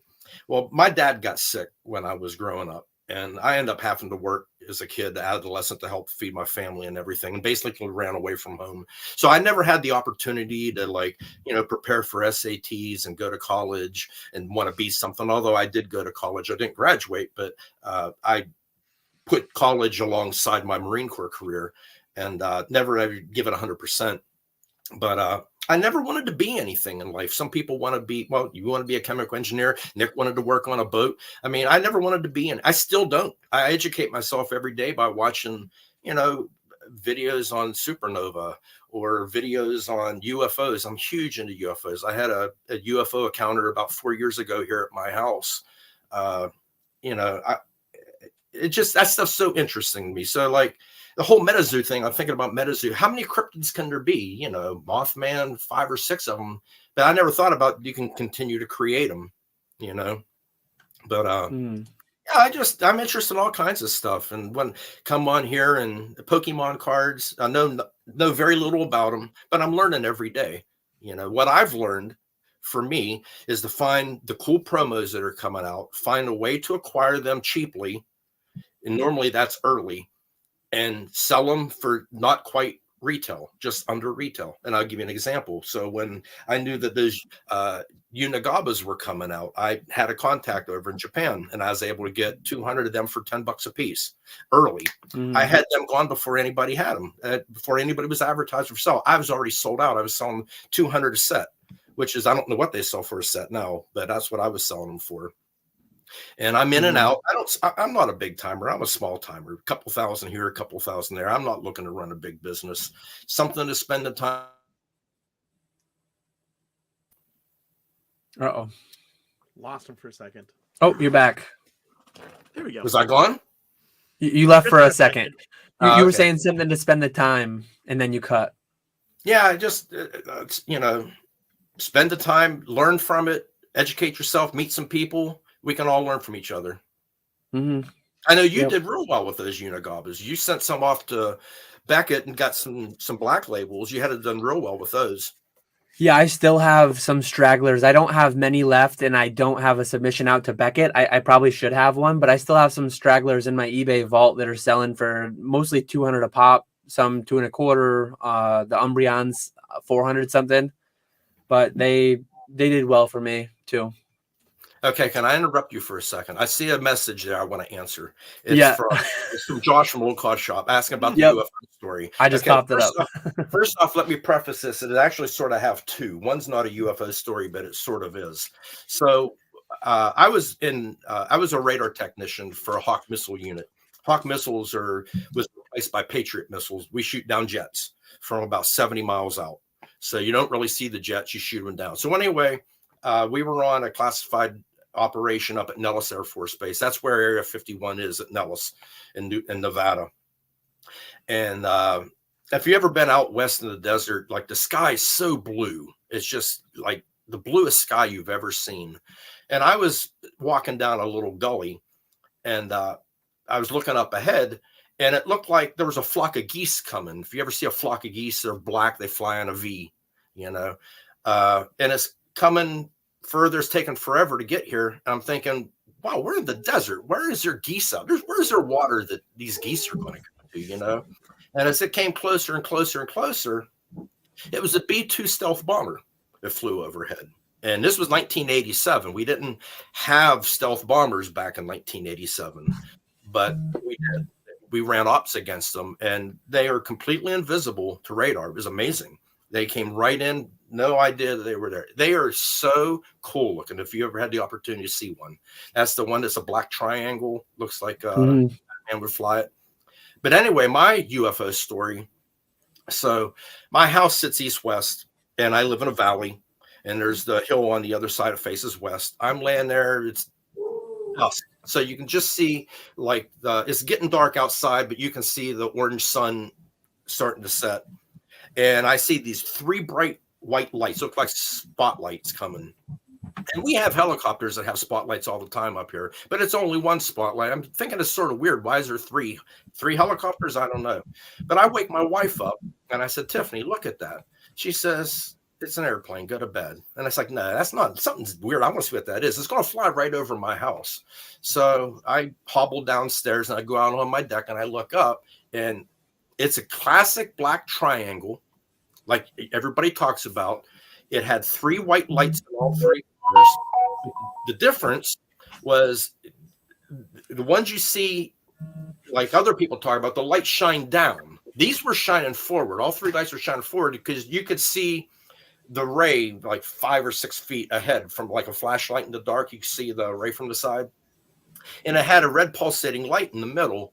And I prepared for this my whole life to see a UFO. I'm trying to like record all this information in my head. So I'm looking at that pulsing light, trying to determine if there's a period to it, that just beep, beep, beep, but I couldn't determine a period. It seemed random to me. It could have been a long period, but I witnessed that thing for about 40 seconds and it flew away. And the only thing I could think of, first off, I don't think it's aliens. I don't know what it was. It looked like an A-12 Avenger, but we don't have A-12 Avengers anymore. And even if we did, why would an A-12 Avenger be flying over our house? And I filed a report with MUFON. I don't know if you know what MUFON is. That's a mutual UFO network of nuts, some people call us. But I wholeheartely believe in something because I study that. I'm in that in the know, I guess I want to say. I watch, we've had congressional hearings on it. CIA's acknowledged that we have non-human entities out there. People don't even watch it. You can watch them admit to it. People don't seem to care. They just don't seem to care about UFOs or aliens or what they are. I don't know. It's the most interesting thing I can think of that we're not alone. A lot of people don't think they're aliens. They think that they transverse, like if you look at the spectrum of light, at the low end, you got radio waves, microwave, then you got ultraviolet or infrared, then you got the color spectrum of light, red through violet, then you got ultraviolet, you got alpha, beta, gamma waves after that. What they think, do you know, I'm trying to interrupt, you know what a shadow person is? No. Shadow person is a black entity. My wife's seen those twice in our house. But anyway, they think shadow people are able to come in and out of that light spectrum that we can't see, that they coexist with us, that we just can't see them. Just like butterflies can see ultraviolet on the flowers that we can't see, things like that. I know that's a tangent, but I wanted to answer that and tell my UFO story to Josh. Anyway, I rambled, and I know I rambled, but I got to tell that story. Yeah, no problem. No problem. He's got a follow up. How many people in the hobby do you believe are aliens? Oh man, a whole bunch of them, man. Let me tell you. You guys ever have any ghost stories or anything? Ever experienced with a ghost? I have a couple aunts that are like very into all that paranormal stuff. I don't really ascribe to it myself. I have an aunt that has a story involving like a television, and she could see something in it, lights being turned on and off, the TV being turned on and off. I don't really believe in any of that, but the whole alien thing, what is it like? Is it a Fermi paradox, or am I on the wrong one? Yeah, Fermi paradox. Yeah, correct. Yeah, like it's a very intriguing thing. The whole we talked a little bit pre-recording. The whole concept of space and the infinite nature of it, and just stars. Like I don't dive too deep in it. Maybe at some point I will, just out of curiosity, when I feel like I have time that I want to kill, diving deeper into something interesting like that. But yeah, the cosmos and all that stuff. Like it feels like there's got to be something out there.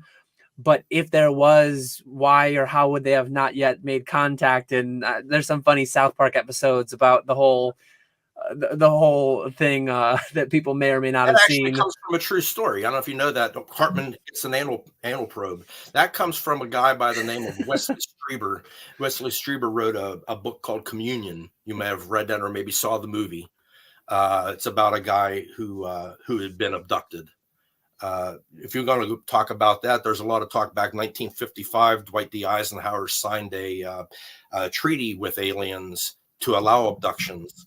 I know how that sounds to somebody who doesn't delve into that. It sounds absurd, but if you take some time and really get into that, you'd be amazed at what's actually in there. Man by the name of Bob Lazar. Have you ever heard of Bob Lazar? Interesting person. Claims to work on alien aircraft. Talked about element 115 before element 115 was discovered. And not that that's a stretch, because eventually we're going to synthesize element 115, which we did. I believe it's moscovium is element 115. We synthesized that with We took americium, collided it with calcium, I believe, to produce that. It has a half-life of like a half a second. But anyway, he claims that there's an island of stability for element 115 that he actually possessed, that the alien aircraft he worked on used as fuel. And that's interesting to me. That, I mean, you got to be really far-fetched to dream this stuff up, you know? And he hasn't been proven wrong. This is the alien cat that I got right here. But anyway, I don't want to like talk about stuff you guys aren't interested in, but I'm super, super interested in UFOs and stuff. And, you know, there's just in our galaxy alone, they estimate 400 billion other suns out there. Just our galaxy alone, there's billions of galaxies. The odds are there's life out there we wouldn't even recognize as life, you know? And that's one thing.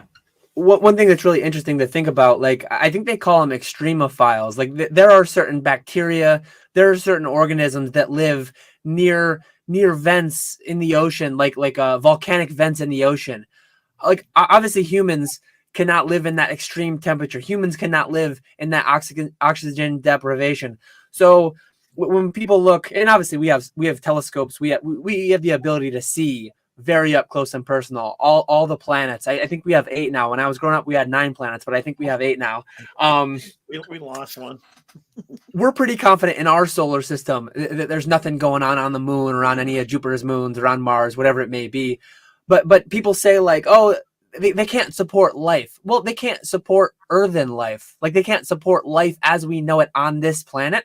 But to think that there couldn't be, like, even on, again, extremophiles, I believe they're called, we have organisms we're aware of on this planet that can live in oxygen deprived, in high temperature, in low temperature.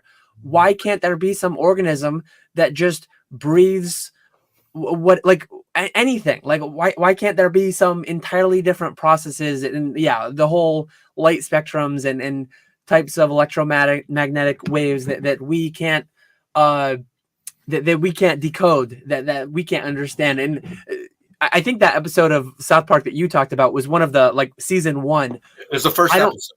Yeah, like way deeper in. I don't know if it was season 10 or season 15, and I haven't kept up in South Park since like college. I think they're still going. But there was one where it was like the Intergalactic Federation, and until your planet achieves warp speed or something, until you can like exceed the speed of light, they don't even talk to you. So in that episode, I think Earth did that, and then I don't even remember much about it, but I remember vaguely the episode, and I love that show. It's so funny. But I'm very much on the opinion of, like, there's got to be something out there, and why or how we aren't aware of it, haven't found out about it yet. A lot of the UFO stuff just comes down to, I mean, the internet is full of trolls, just people generating things for attention, and a lot of it is that, just plain and simple. A lot of people are just photoshopping, doctoring up videos, or it's like random effects of whatever type of drugs they may or may not have been on, or it's random effects of light interacting. I mean, or think of the first people that would have ever seen Aurora Borealis, like seeing some of these like things that actually, like, there are just things that happen that are hard to describe, and what you're actually seeing, and it's all interesting, but I don't get like too deep down into it. What do you think, Nick? Where are you on all that? I'm similar with you. Out in space somewhere, 100%. Space is just way too big. Have we ever seen anything? They're like Ancient Aliens. I actually do like that show, and there is some pretty convincing arguments there. But I don't know if we have ever seen them. That would be tough for me to believe. But in space somewhere, 100%. We got Metazoo in the chat saying that they're gonna make a Terry Lake UFO card for those pre-ordering the next core set. Waiting a long time for that, right? I wonder who's behind that. I'm almost certain that I would know who it is if they were to reveal themselves. But for anyone unaware, that is absolutely not the official Metazoo Games YouTube channel. I believe that's now defunct. Anyways, any more alien, the ghost one is like the thing that I'm more firmly. I don't buy into that. As I said, I have relatives, aunts and uncles who are, they have their stories and the house they grew up in, and as far as like haunted houses, and there are lore and legends, and there are buildings around me that are supposedly this or that. I don't buy into that type of stuff. The alien stuff I'm more on board with, but it's just so hard to find when you have so many people like throwing in their trolling, essentially. Like some amount of people are absolutely out there just trying to get in the news, saying this or that, making things up, completely fabricating. Like it's hard. Like actual valid things probably get lost in the noise. Well, I think the government, again, this is what I believe, and I don't believe it because I've heard it from someone. This is stuff that I watch all the time. I watched the hearings of CIA director by the name of David Grush, just testified in July of last year of what he came up with. The congressional hearing, he's under the, oath of perjury and disclosing what we have, how we have saucers and we have their occupants, and not necessarily saucers, or not necessarily in the shape of saucers. This is a guy high up on the rung, and and it's one of the only things. So anyway, Schumer, you politically active at all? You follow politics at all? No. Surely you know that the Republicans and Democrats don't agree on anything. Would you agree with that? So anyway, Schumer came out and put an amendment in. It's going to be the new defense bill coming up. So the story goes back in 45, there was a crash in Trinity, New Mexico. In 47, there was a crash in Roswell, Arizona. I'm sorry, New Mexico. And we turned those, whatever they were, over to like companies like Boeing and McDonnell Douglas and places like that to try to back engineer these things. And they've had them all this time. Well, we know they have them. They don't want to turn them over because they're making money on this stuff, what they're coming out with. So anyway, Schumer put an amendment in there, and it was voted on 100%, Republicans and Democrats, to put that in there. It's the only legislation they can agree on, UFO legislation. And I just find that amazing. Everybody wants to know that. I mean, my wife could care less if there's aliens out there. Man, I want to know that. I want to know. I want to see that. I want to see a mammoth being cloned. I want to see a giant woolly mammoth in a zoo somewhere. I just want to see that. That's the kind of stuff. I remember, like, I go back to 1975 when we landed Viking 1 on Mars. How big of a deal that was. Now we got probes on asteroids and almost around every moon in the solar system. See, I lived at a time when that stuff wasn't commonplace, and we just dreamed about that stuff. And, we actually landed a probe on an asteroid and brought a sample of that asteroid back to Earth. That is amazing. What are we going to be able to do in 1,000 years from now? That's the kind of stuff that goes through my head. And that's because I have all the time in the world, because I sit here and watch Pokemon videos all day. Well, we've got a content recommendation from Brandon. Watch the Phenomenon documentary for some UFO content. I have not seen that. I've not seen or heard of that either. But yeah, it's all very interesting. Maybe at some point I'll delve deeper into it all. And actually, where'd it go? So Mr. Walrus says you can't talk about spectrum of life in outer space and not consider ghosts being on like a different living plane. That's fair. That's completely fair. I don't know. Again, it just feels like with all the technology we have, one thing those all have going against them. Like I have seen snippets of these different paranormal shows. Like I think there's so much snake oil around all these things, and I don't mean to offend anybody if anybody really ascribes to all this. I know people who go to fortune tellers. I know people who believe in that stuff. I have been to a show, like we went to one in Vegas where they like hypnotized people from the audience, and they talked about certain people are not prone to hypnosis, certain people. So basically you need somebody who will just like go along with it. They will feel like they're being controlled because they want to be controlled. They want that stuff to be real. And Mhm. the amount of shows that they have on the History Channel and whatever, where they're chasing ghosts around and they got all these fancy thermal whatever cameras, and they just make up so much stuff. And there's so much like again, the whole snake oil salesman type stuff. There's so many people in those industries extracting money away from people who don't know any better and are falling for it, that I just have a hard time getting into any of it. Again, the whole fortune teller thing. They actually started prosecuting those people up here in Pennsylvania, fortune tellers and things like that. Really? Yeah. Some like I know people who believe way too much in all that stuff, and they go and they like actually take what these people say and they like make major life decisions around just the nonsense that these people spout. And a lot of these people are like very intelligent people. They know how to read people. They'll talk to you. And I mean, they look at me. They see a mid-30s guy. They probably start to assume things. They see a wedding ring. They probably assume, like, at my age, it's probably reasonable that I maybe have some grandparents left and maybe some grandparents that aren't left. And a lot of these people are like fairly intelligent, but and I just don't believe in any of that. And there's so much like negativity in my mind around people who exploit in those spaces, people who want to believe a lot of that stuff, that I just am soured to a lot of it when it comes to like the whole paranormal, blah, blah. And then certain things like watching the Paranormal Activity movie, watching the Blair Witch Project. I know that movie like did so well, made so much money. I thought those movies were terrible. Like those movies were so fake, unenjoyable, just like awful movies to me. That's why I'm soured to the whole like ghost side of it. But I mean, you want to talk about aliens, we got like Independence Day, we got Men in Black, like we got some great movies on that side, so maybe that's why I'm more open to that side of it.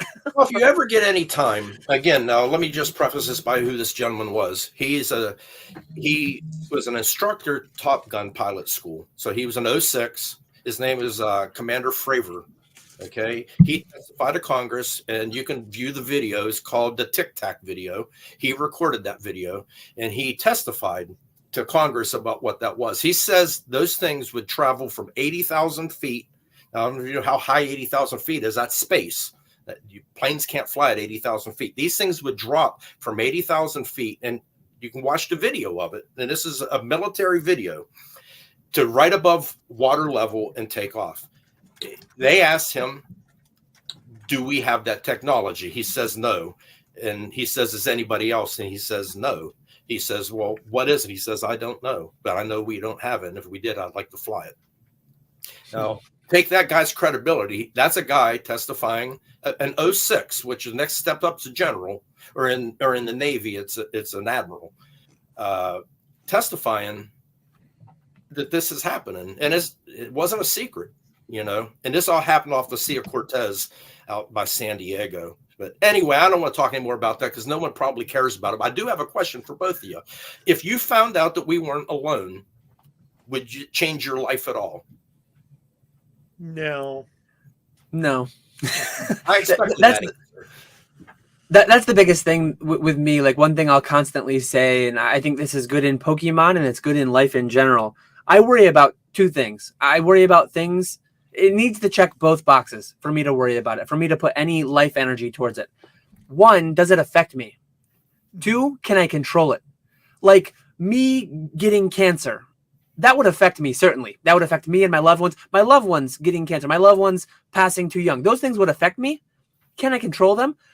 I can control it to an extent, right? Like I don't smoke. I need to be better about being healthier and losing some weight and all that. But I try to not go out, like, worry about things to the extent that they affect you and to the extent that you can control them. There are so many people worrying about so many things that have no effect on them whatsoever.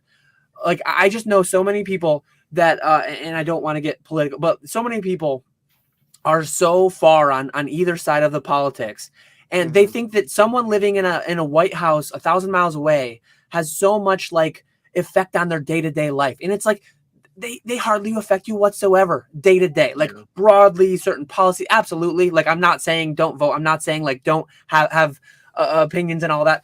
But some people, when their team loses, they get so affected by it. They get so like, my life is ruined, and they blame everything. It's like that stuff is all external to you, has almost no direct effect on you. Worry about what you can control and what actually affects you.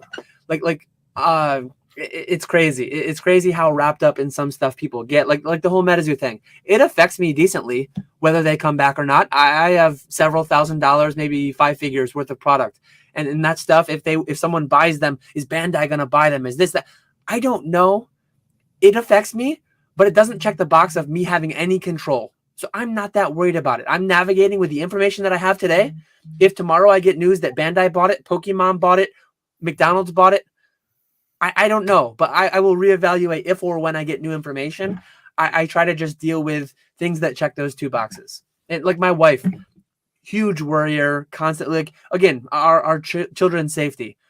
Buckle them up in the proper seat belts, give them the best nutrition we can, take them to the doctors, do everything you can do.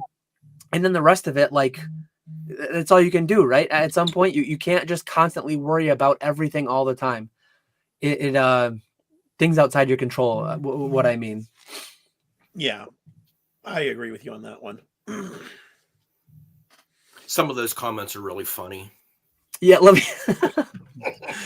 This one was funny when I talked about the whole ghost movies are bad, alien movies are good.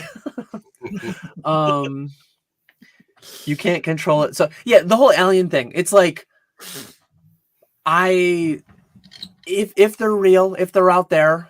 I mean, if we go to a world war with the aliens, us versus the aliens, and I need to somehow contribute and do my part, and I get drafted to the United States branch of the Earthen military against, I will worry about it in the fashion needed for the time. Like, I'm not planning for that now because I don't know whether or not that's going to happen, right? Like, if or when something new, or if aliens will come and they will bring about world peace, and they will solve world hunger, and they will just adopt us into this intergalactic federation, and everything will be amazing. Like, I'm not going to live my life assuming someone will come and save me.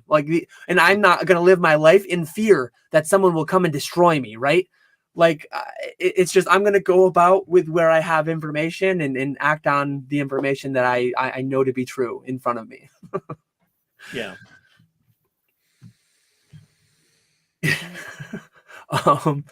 Let me, I worry about you, Dan. You've shamed me to stop.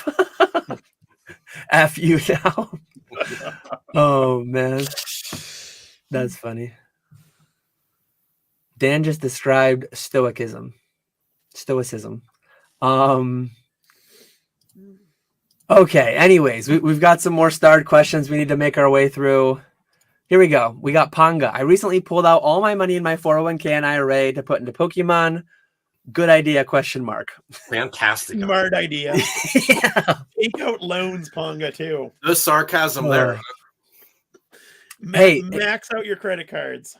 We will only know with hindsight, right? 10 years from now, I will tell you whether or not that was a good idea. If you put it in things that made you more money, it was obvious. Everyone knew all along. If it goes to zero, well, that was obvious too. Well, there's a lot of videos out there talking about, not so much anymore, but the comparison to the S&P. Well, those things always scare me. Yeah. Last 2 years of my target fund, I'm up 25% over the last 2 years. I'll take that any day. Yeah. Is there things you can make more money at? Absolutely. But, you're pretty safe with that. Mm-hmm. Yeah. 2023, the S&P 500 went up like 25%. Less of those videos came out. I'm sure whether it's 2024, I think 2024, we're already up about 5%. So as you said, like 25% over the past couple of years. The first year that we go down 5, 10, 20, 30%, I guarantee you more of those videos will come out, and Pokemon might go down to some extent too. But those things, they don't take into account opportunity cost. They don't take into account the advantages you get, all the tax advantages you get, the various accounts, and like you're comparing investing pre-tax money into productive assets, things with 100, 200 plus year. And this is one thing, like the world fundamentally, and MetaZoo is tiny compared to what Pokemon is, obviously. But the world fundamentally is the same today without MetaZoo as it was 2 weeks ago with MetaZoo, right? As sad as that might make some people, as sad as it would make me, the world fundamentally will be the same in 2 weeks if Pokemon shuts down tomorrow, next week. It's not going to. I mean, but the world can exist with Pokemon going to zero or near zero, pretty much going away altogether. The S&P 500, the S&P 500 goes to zero.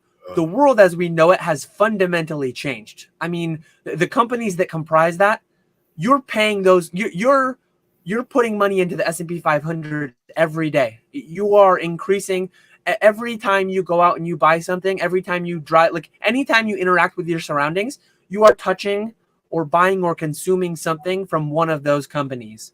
And those are all like real people, real profits, real companies. So yeah, when people like it, like way too many people think of the stock market as gambling. Think of it as the casino. It is not that. Like there are aspects of that, and there are ways that you can interact with it that more liken it to a casino. Getting into Robinhood, YOLO, Wall Street bets, options trading, things like that. But it's scary. And some people are memeing, again, with the whole ghost, with the whole aliens thing. It's hard to separate because you don't know who's believing that and who's just memeing.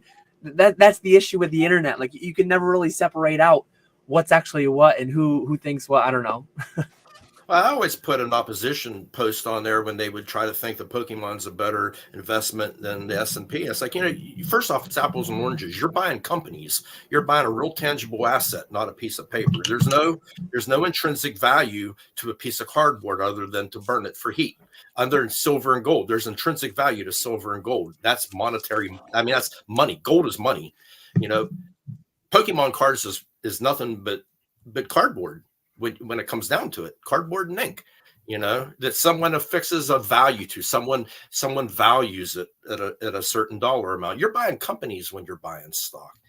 Some good companies, some bad companies, but apples and oranges. And I just it just got under my skin that people was trying, because you just face facts. Maybe not this channel. A lot of the other channels I watch, they are not as versed in finance as we are. Okay, a lot of people who maybe younger people, and telling them not to buy stock and to buy Pokemon cards is a bad idea, in my opinion. And I had to say something about that. You should not encourage people. The first thing you should do, max your Roth IRA out. You should max out your 401k before you even think about buying Pokemon cards. My opinion.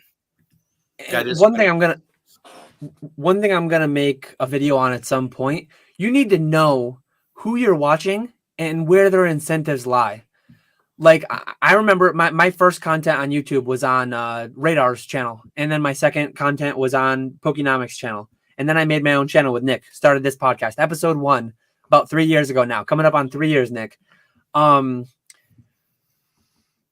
I was selling $1,000 EVs, when you were selling your $50 an ounce silver to those people on that Monday after the whole COVID thing, I was telling people not to buy. I'm like, I'm actively selling this on eBay. Please don't buy it. It's probably not going to pan out well. And sometimes I'm wrong.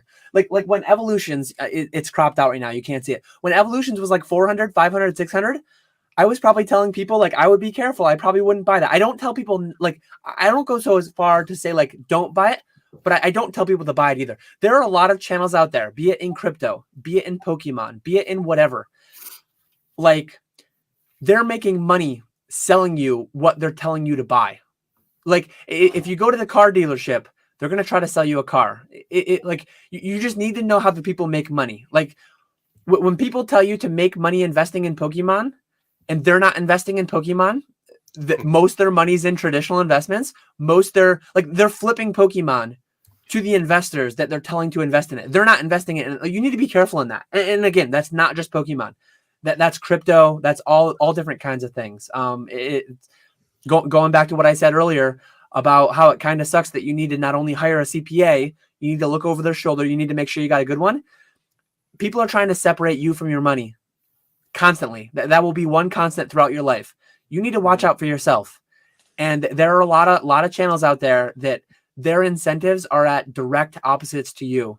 They are making their money by you acting on what they're telling you to do. And you just need to be aware of it. I don't think it's wrong for people to say that I think this will do better than this for XYZ reasons. But when that's how they're making all their money, you just need to be aware of that and be careful. Or it's the what's popular and what's gonna nobody's gonna click on a video saying the stock market's gonna do better than Pokemon. But people will certainly click on a video that says Pokemon does better than the stock market. That's true. You tell people they're going to make money, they're going to click, they're going to enjoy the video, and they're not going to think to come back 20 years later if it doesn't pan out. So what do you two do other than Pokemon? I mean, what's your outside interest? Not much. I mean, you got to do something. During the winter, it really is not much. Once it gets nicer though, golfing's a big one for me. I like doing that. Biking. Those are two things that I actually enjoy outside of Pokemon. I always love sports. The biggest things I miss, like I don't really miss college, high school that much. The biggest thing I miss though is like organized sports. High school, I played everything. At one point or another, I played almost every sport my school offered just to try them all out. Enjoyed them all. I really liked them all a lot. I played racquetball, was my primary one in college, a little bit of basketball too.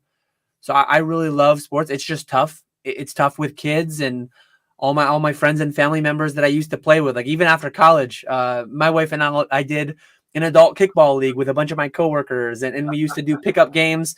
We used to do softball with my cousins and some friends and stuff. And everyone's got kids now. Everyone's busy. Like it's so tough. I would love to get back into it more, but we take the kids to the zoos. Zoos are fun, seeing the kids have fun there. And I've always loved animals and been interested in animals. And we go bowling with the kids. We go, but most of it's just traveling. Traveling is a big thing for me. Seeing new places.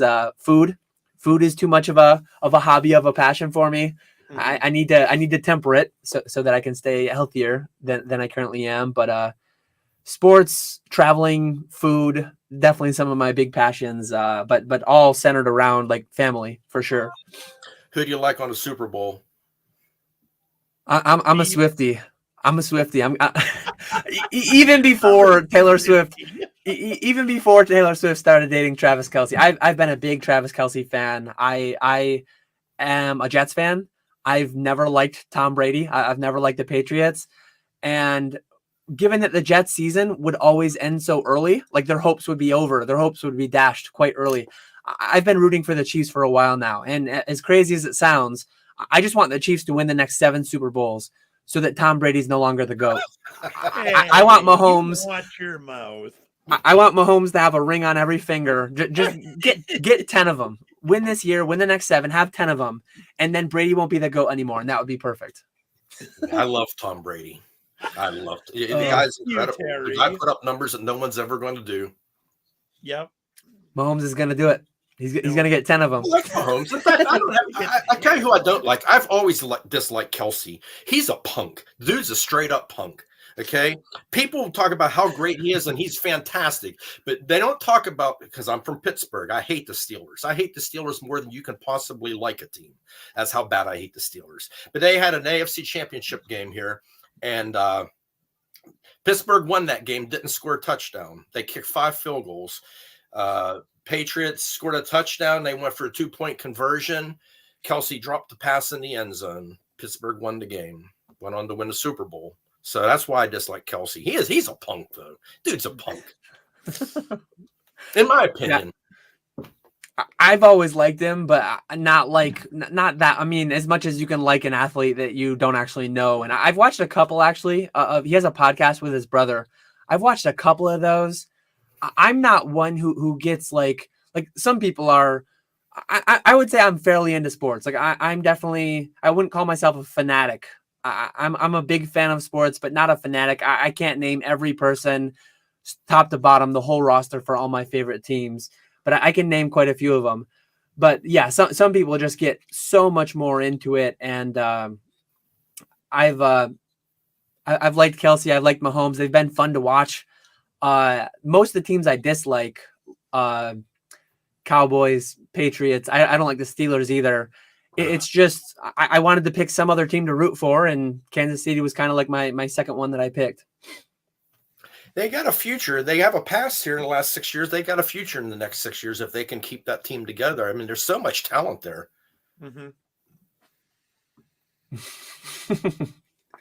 Oh man, chats are always funny.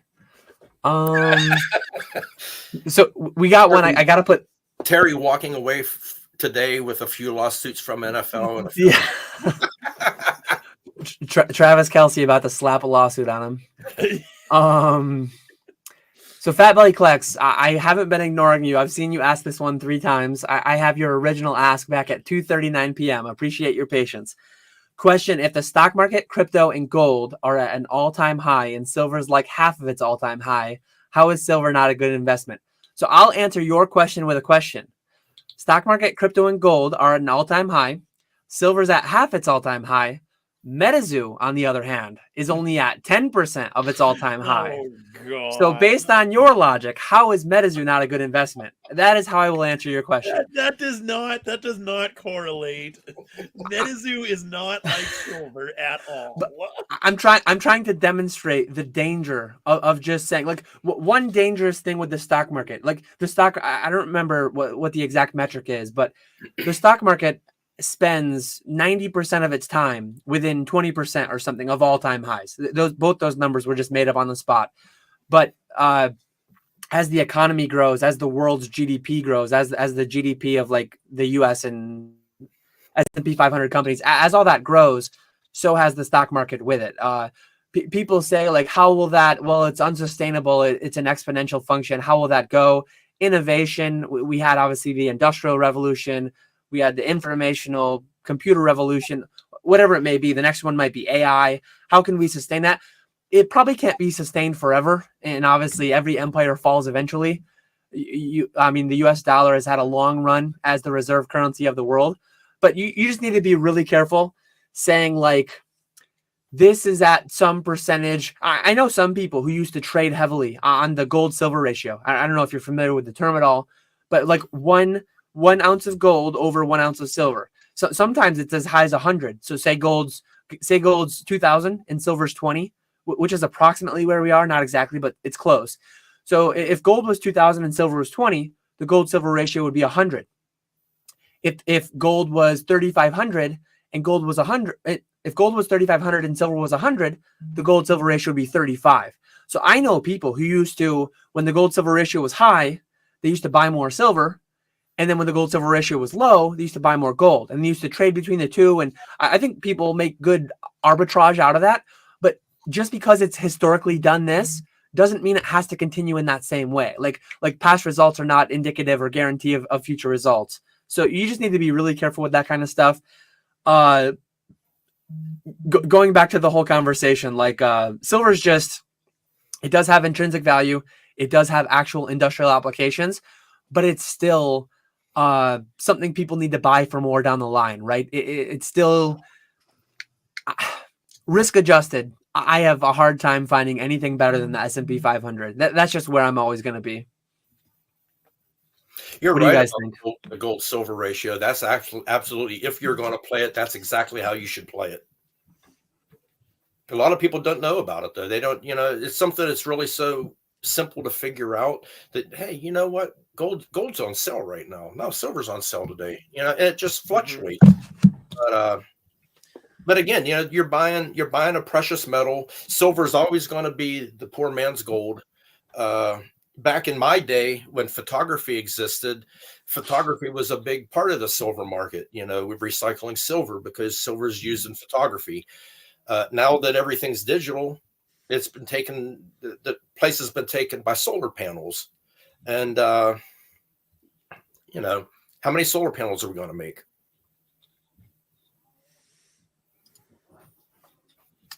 What do you think, Nick? I've always just gone to silver over gold. I just like it better. That's mine. No other reason outside of me personally just liking it better. What do you think of Walrus's comment? Silver is the equivalent of like an ultra modern PSA 9. How do you like that analogy? That's a good one. I'll give it Watsy 9s. I'm not saying you shouldn't have metals. Maybe 10% of your portfolio is what they say, 10% in metals. It's always a good hedge. I mean, I tell people this all the time. You know, if why should you buy silver? Well, if you go back to 1970, an ounce of silver was about $3.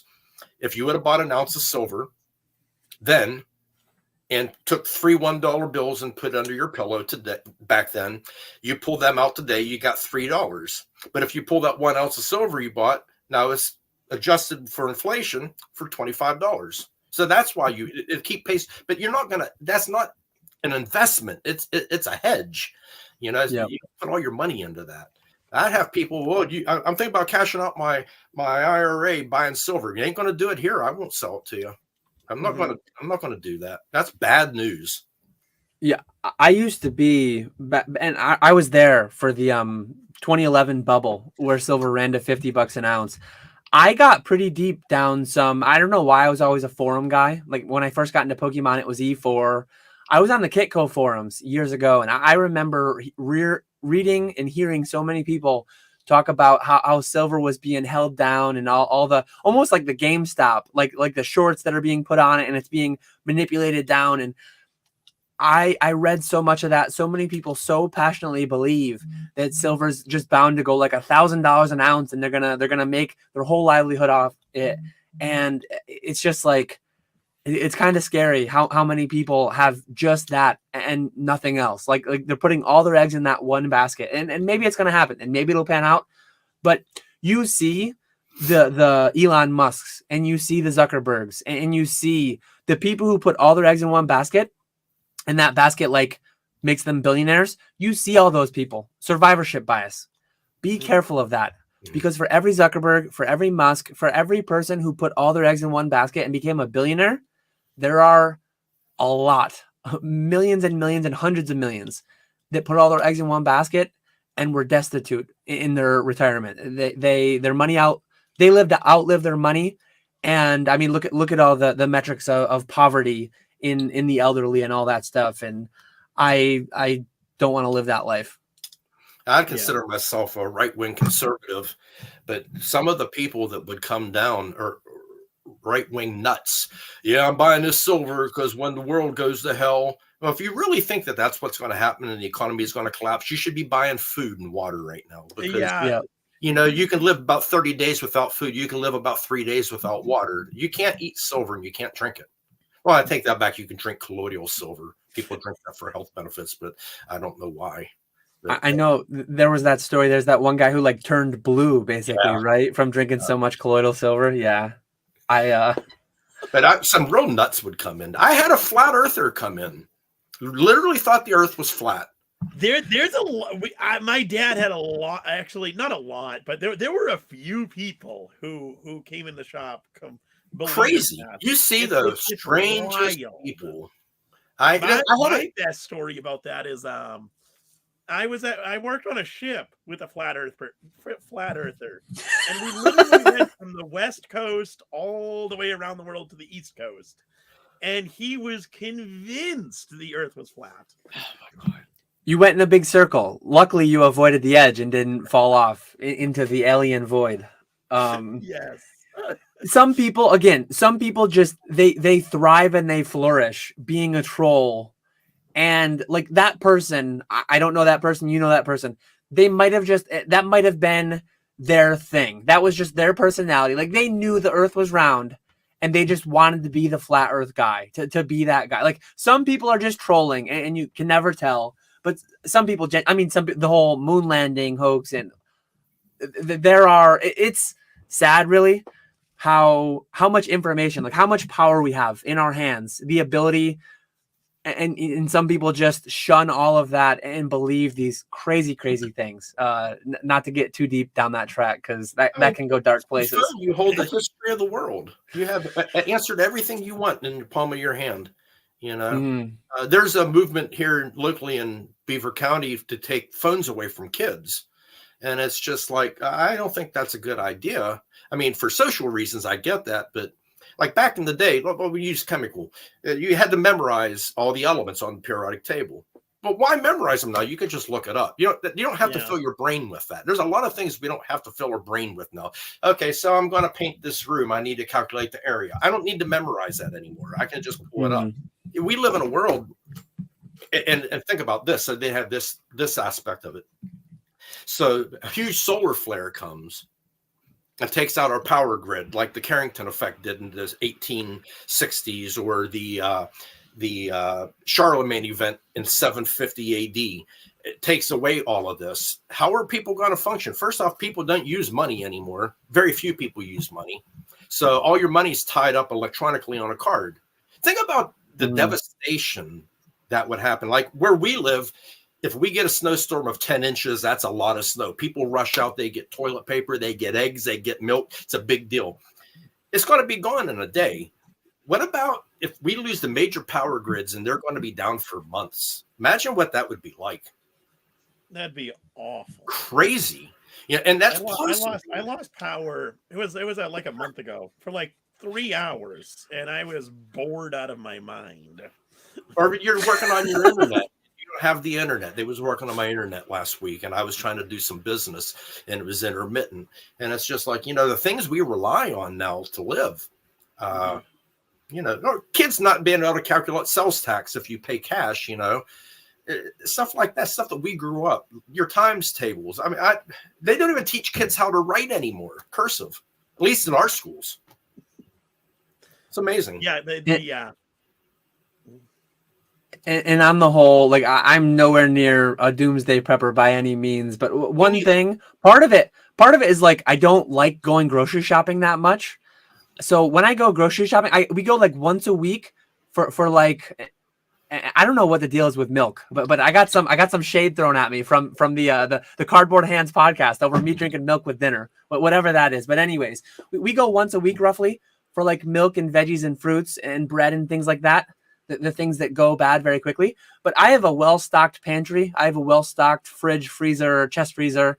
I like the idea of like when COVID hit, we had a decent stash of toilet paper. We have 2.5 bathrooms. We just, anything we need that you can buy in quantity that doesn't go bad, we just buy a lot of it. Because I don't want to have to go. Like, do people just operate with like one roll of toilet paper and then they go out and buy one roll of toilet paper again, and they have like a half gallon of milk, and when that runs out, they get more? Like, I don't understand how people operate with so little. Like, if we were not allowed to go to the grocery store or couldn't for whatever reason, getting through all of our rice, getting through all of our stuff in our chest freezer, we could probably go 3 to 6 months as a family of 4 without buying anything. Would I want to? I'd probably be eating a lot of stuff I didn't really like, but it's there. And I just like the idea of having things there, having things available. And it's not out of, I think anything's going to come. It's just, I don't want to always be like, some people must go grocery shopping every day. It's like they just buy what they need for that day. And I don't like shopping that much. I don't want to, and plus I have to drive 20 minutes to go grocery shopping. Maybe that's part of it. But I don't know.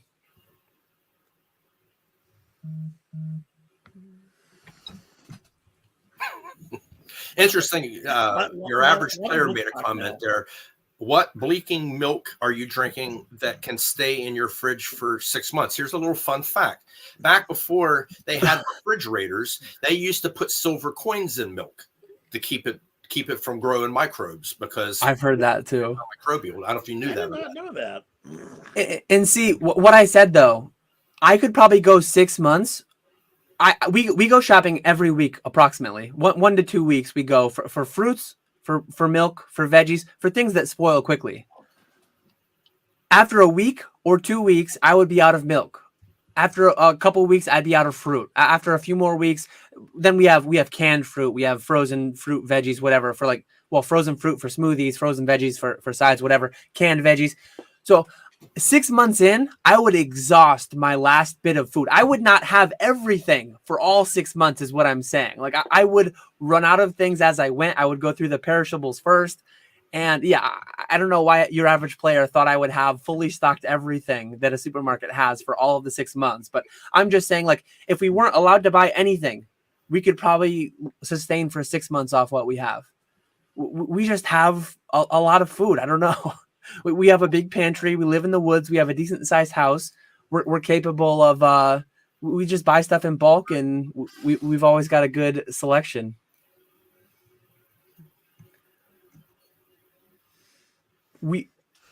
What's do you guys drink milk? Do both of you drink milk or no? I do. I do, yes. That's the question I was just going to ask. Do you do whole milk?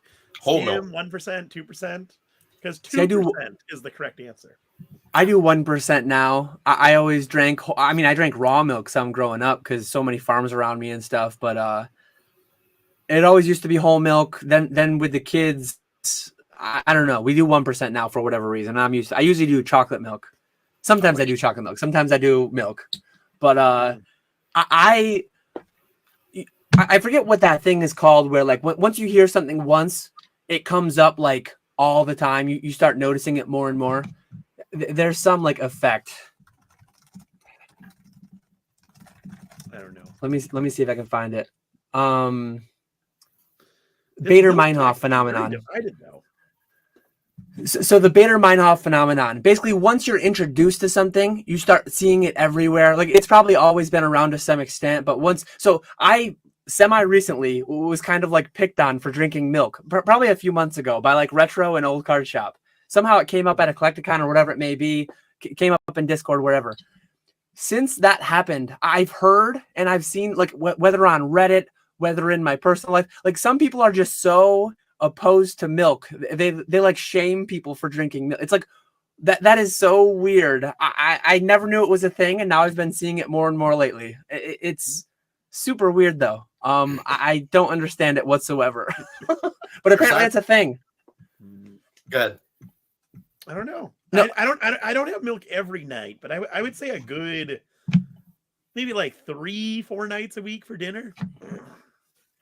I think it goes really well with certain things. Like if I have steak, if I have pasta, it goes better with that stuff. There are certain, like I know in Cardboard Hens, if I had sushi, I would not drink milk with sushi probably. I don't know what I drink with it, but there are definitely certain drinks that go better with certain meals, and there are certain things I probably wouldn't mix. But the milk slander, it just caught me out of nowhere several months ago, and it's been popping up more and more. Yeah, you guys are taking it to an extreme. I'm not drinking a gallon. Next thing you hear, it's gonna be Dan drinks a gallon 3 times a day with every meal. I usually over there. I mean, bowl of cereal is a relatively common breakfast for me, so I have some milk with that, and then usually, are you one of the crazy people who drink your milk out of the bowl after you finish the cereal? You pour the milk down the sink? Yes. Why? It's perfectly good milk. Gross. Unless you're having like Cocoa Puffs or something. But if you're having That's like perfectly Frosted good milk Mini or something, no. No, you pour it back into the jug and then you drink it with dinner. No. I kid. Obviously. No, I drink that. Obviously, I mean it's milk. What's wrong with it? It's milk. No. Oh God. Well, we're getting fairly close. I mean, we veered off on this milk thing. I think we have a couple more starred comments. Josh the Green Shiz wanted to know what kind of lawnmower you have. Obviously, the whole lawnmower thing is a meme on my channel. I got one of the cheapest ones you can get at Lowe's. I mow it by hand. Push mow? Yeah. What kind of acreage are we talking? Are we talking square feet? 0.7 acres, and it's on a hillside. Wow, yeah, that's a lot to push. I didn't have anybody living here with me to do it, so now I have my boy who's a reservist. He's living here, so he's gonna be able to cut the grass for me now. I'm too cheap. I'm too cheap to buy a rider. I'm just too cheap to buy one. If your lawn is really hilly, like it might not work well anyways. But yeah, 0.7 acres. That's a lot to push. It takes me 2 days. I cut the back one day and I cut the front the next day. I know where I used to live. I used to be able to get away with going like 2 weeks because it was mostly a sandy soil. The grass grew really slowly. I'd go 1 to 2 weeks depending on the time of year and the weather. I have to mow like every 3rd day, 4th day sometimes because it grows so fast here. Just the soil is a lot better. Whatever. I don't know. It's like the perfect formula for it could have a golf course on my road, I guess. Good growth. Um, I'm cutting off a lot of the extra meme questions, but somehow the Mower one made it through. That's not a meme. You know Here what? we go. You don't want to ask me questions you don't really want to hear the answers to, because I'll give you the answers to the questions that get asked, and that's a problem. So, you know, I'm referring to Mr. Walrus's question on the side. Oh, here, let me see. Yeah. I'll answer questions, but best not to ask them sometimes. You know what I mean? Oh, I didn't. There are a few people I don't like in this hobby, and I didn't even see that one. Did he ask that one earlier? The very last one on my feed right now. I see it now. It says Dan skipping my questions to Terry Lake to see who is the most toxic person in the community. And there are people I don't like, and I'm not going to say it unless asked, because I don't want to say nothing bad about people. But if someone really wants to know, I'll say why, because I have reasons for that. So don't ask them, because I don't want to tell you. That's not true, Ponga. And Brad thrives. My wife thrives in drama. My wife just yelled at me. She says, Terry, I don't like people who have gimmicks. She knows what's coming. I don't like gimmicks. People got gimmicks. Brad is asking, but it's probably best to not go down that road. Don't ask me. You can fill in the blank. Who has gimmicks? Hold on. Let me put a hat on my head. It's made of tinfoil. You know, that kind of stuff. The same people who was charging $300 when the okay, I'm gonna stop. My wife's yelling at me. We don't want to get Terry in trouble. Anyway. Here we go. Your average player had one a little bit ago. That's a good one, I think. Maybe this will be our send off. Terry, what's one piece of advice you would give to a 19-year-old growing up in today's society? Well, that's a great question. There's a bunch of aspects to that.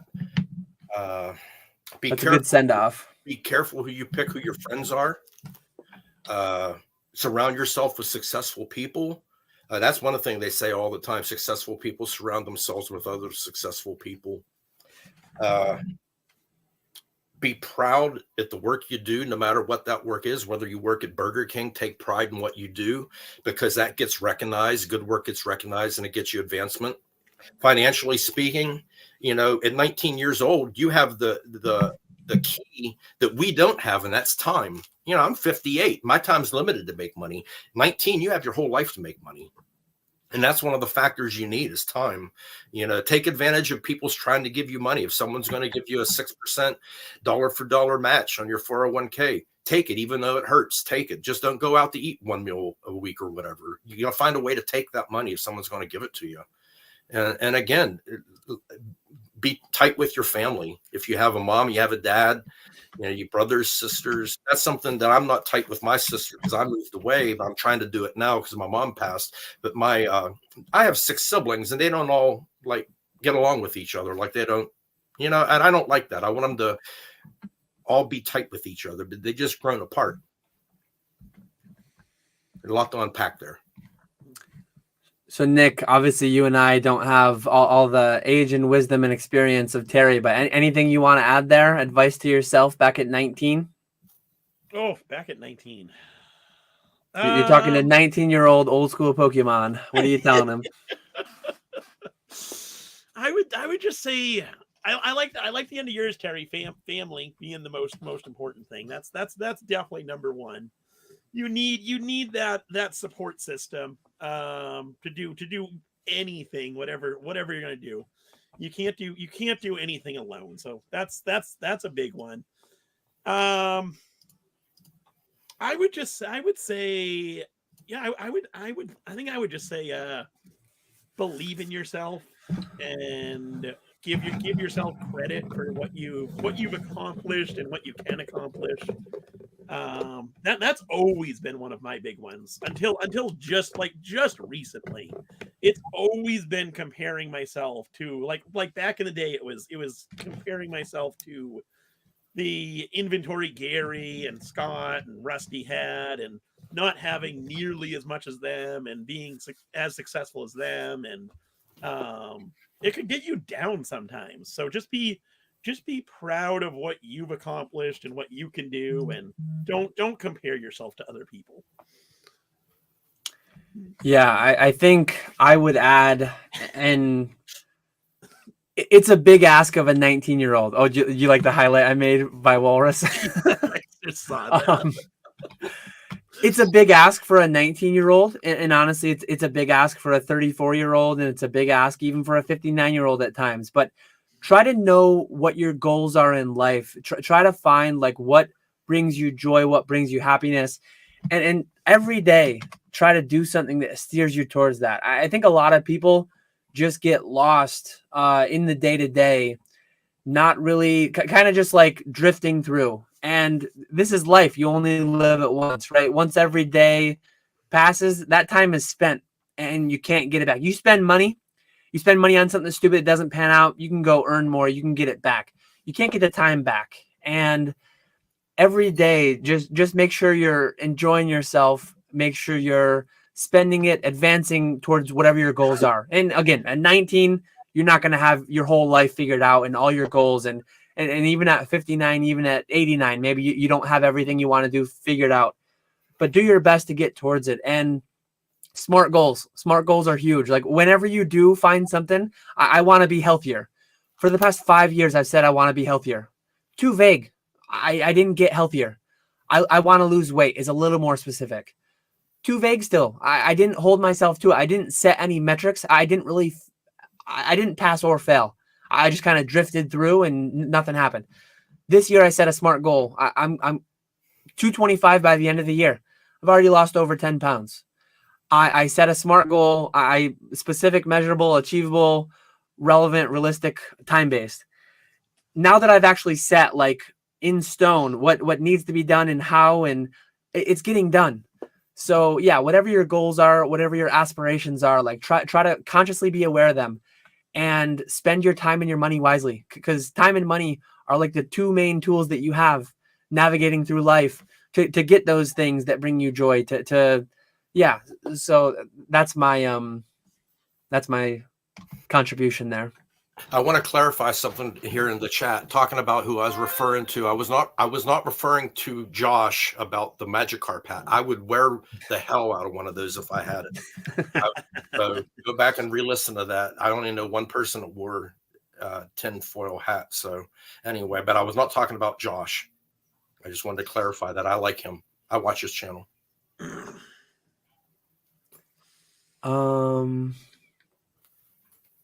Yeah, I see people trying to figure it out. Leaf Green Goblin had a good one. You can't get healthier just because you wrap your veggies in bacon. see this is where I'll push back though. If you have two choices, one is a big pile of bacon, and the other one is a pile of bacon with 2 pieces of asparagus in it, one of them is slightly healthier. Like I'm not doing anything extremely drastic. I eat too much. My biggest thing is I eat too much. So I'm consciously trying to eat less, and it's working so far. I'm not giving up bacon. I'm not giving up chicken wings. I'm just trying to do it more in moderation. So, yeah, bacon wrapped asparagus beats bacon wrapped bacon. I think anything else you guys want to say in closing? I mean, we're at 4:28. We're within a couple minutes of ending. Appreciate you coming on, Terry. Again, thank you guys for having me on. Like this is where you know you're big time. Seriously, yeah. In our group, a group of people that I follow, this is the big time. I'm with the big time now. You're in the big leagues now. So I want everybody out there. You all know who PK is. Advocate for me to replace CTR. I'd be a good host. I keep them all in check. There you go. I like it. I like it. Go comment on PK's latest video and advocate for getting Terry on. Maybe start it as a guest, see how it goes. Yeah. If you try to get full-fledged, like he might be more hesitant, but you know what I mean? Is that the verb Taylor Swift them? Yeah. Taylor Swift them. But I'll speak for Nick here. We were honored. I mean, we're only the second channel. I mean, Pokemon Wonder has had a great slew of guests on. He got you to do your reveal on YouTube, and we're honored to have you as a second guest. It sounds like you're on your whole tour. Sounds like you got a nice big. I'd love to put content out there, but I've thought about it. First off, I don't know how to do it, And two, I don't know what I'd talk about. I can't talk about Pokemon. That's a Pokemon channel. So, I mean, you can only get tired of old man's stories for a period of time. A couple hours at a time, you get old. Those stories get old, you know. But I still got so much I've done that you guys have no clue. Maybe we'll get that out over the course of time. But, I'll definitely be tuning in. I don't know if I'll catch it live. The lives are always tough because I work nights and I lose so much productivity when I try being in a live actively. I'll definitely listen back to Bierski next Tuesday, you said, and then Northwoods. Yeah, I think it's the 27th. It's 27th. Last Tuesday of the month with Andy. Yeah, that is the 27th. So definitely go check out those places, like and subscribe while you're there, awaiting the future Terry content. We appreciate having you on. Brad, he did say, Terry said he'll probably be at Richmond and he might be at New Jersey as well. So Nick, remind us, Nick, what's your Collecticon slate? I don't know where you stand and all that on the way out. Right now, for sure, it's Dallas coming up the end of the month, Chicago, and Charlotte, with a possibility of Kansas City or Orlando, and a pretty good chance of New Jersey. Yeah, for me, I'm pretty much set. I don't think it will change.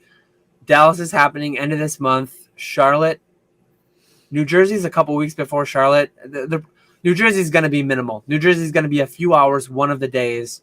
Charlotte will be the whole thing, and then Chicago as well. I think Chicago is going to be the big one this year, where we have 5 sections probably. We forgot to mention Brad reminded me. Good call. PokeFlipz episode. We're gonna do, I forget the date, but it'll be the Wednesday night before Dallas. 21st. So yeah, Nick and I will be live 10 p.m. ish, I think. Yeah. It'll probably be a short one because I actually fly out at 6 a.m. Thursday. I just realized. I thought I flew out at 6 a.m. Friday. I fly out at 6 a.m. Thursday. Man, you're going to be there for a while this time. My wife, usually what I like to do when my wife comes, I like to just not make it wholly a Pokemon trip. I try to make like a day and a half. So we're going to get in early Thursday. We're going to check into the hotel. We're going to do our own thing Thursday. No Pokemon involvement, probably even most of Friday morning, because a lot of people getting in Friday morning, afternoon, evening. Friday night, I'll be out and about with whoever's out and about for sure.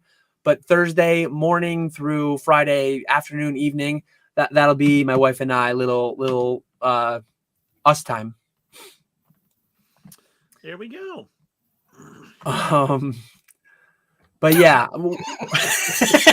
your average player says go for an all-nighter. That's the thing. Like Thursday night Wednesday night going into a Collecticon weekend, I do not sleep much at Collecticon, so I want to be a little bit careful. But yeah, we'll probably go 10 p.m. to midnight on that Wednesday. But yeah, thanks again, Terry. Thanks again, chat.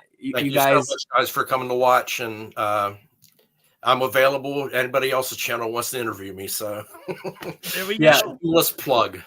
I did link Terry's Instagram. That's probably the best mode of communication. So I also have that thing they call Facebook too. I don't think anybody uses that. I know Brad's Facebook friends with me, but anybody wants to be Facebook friends.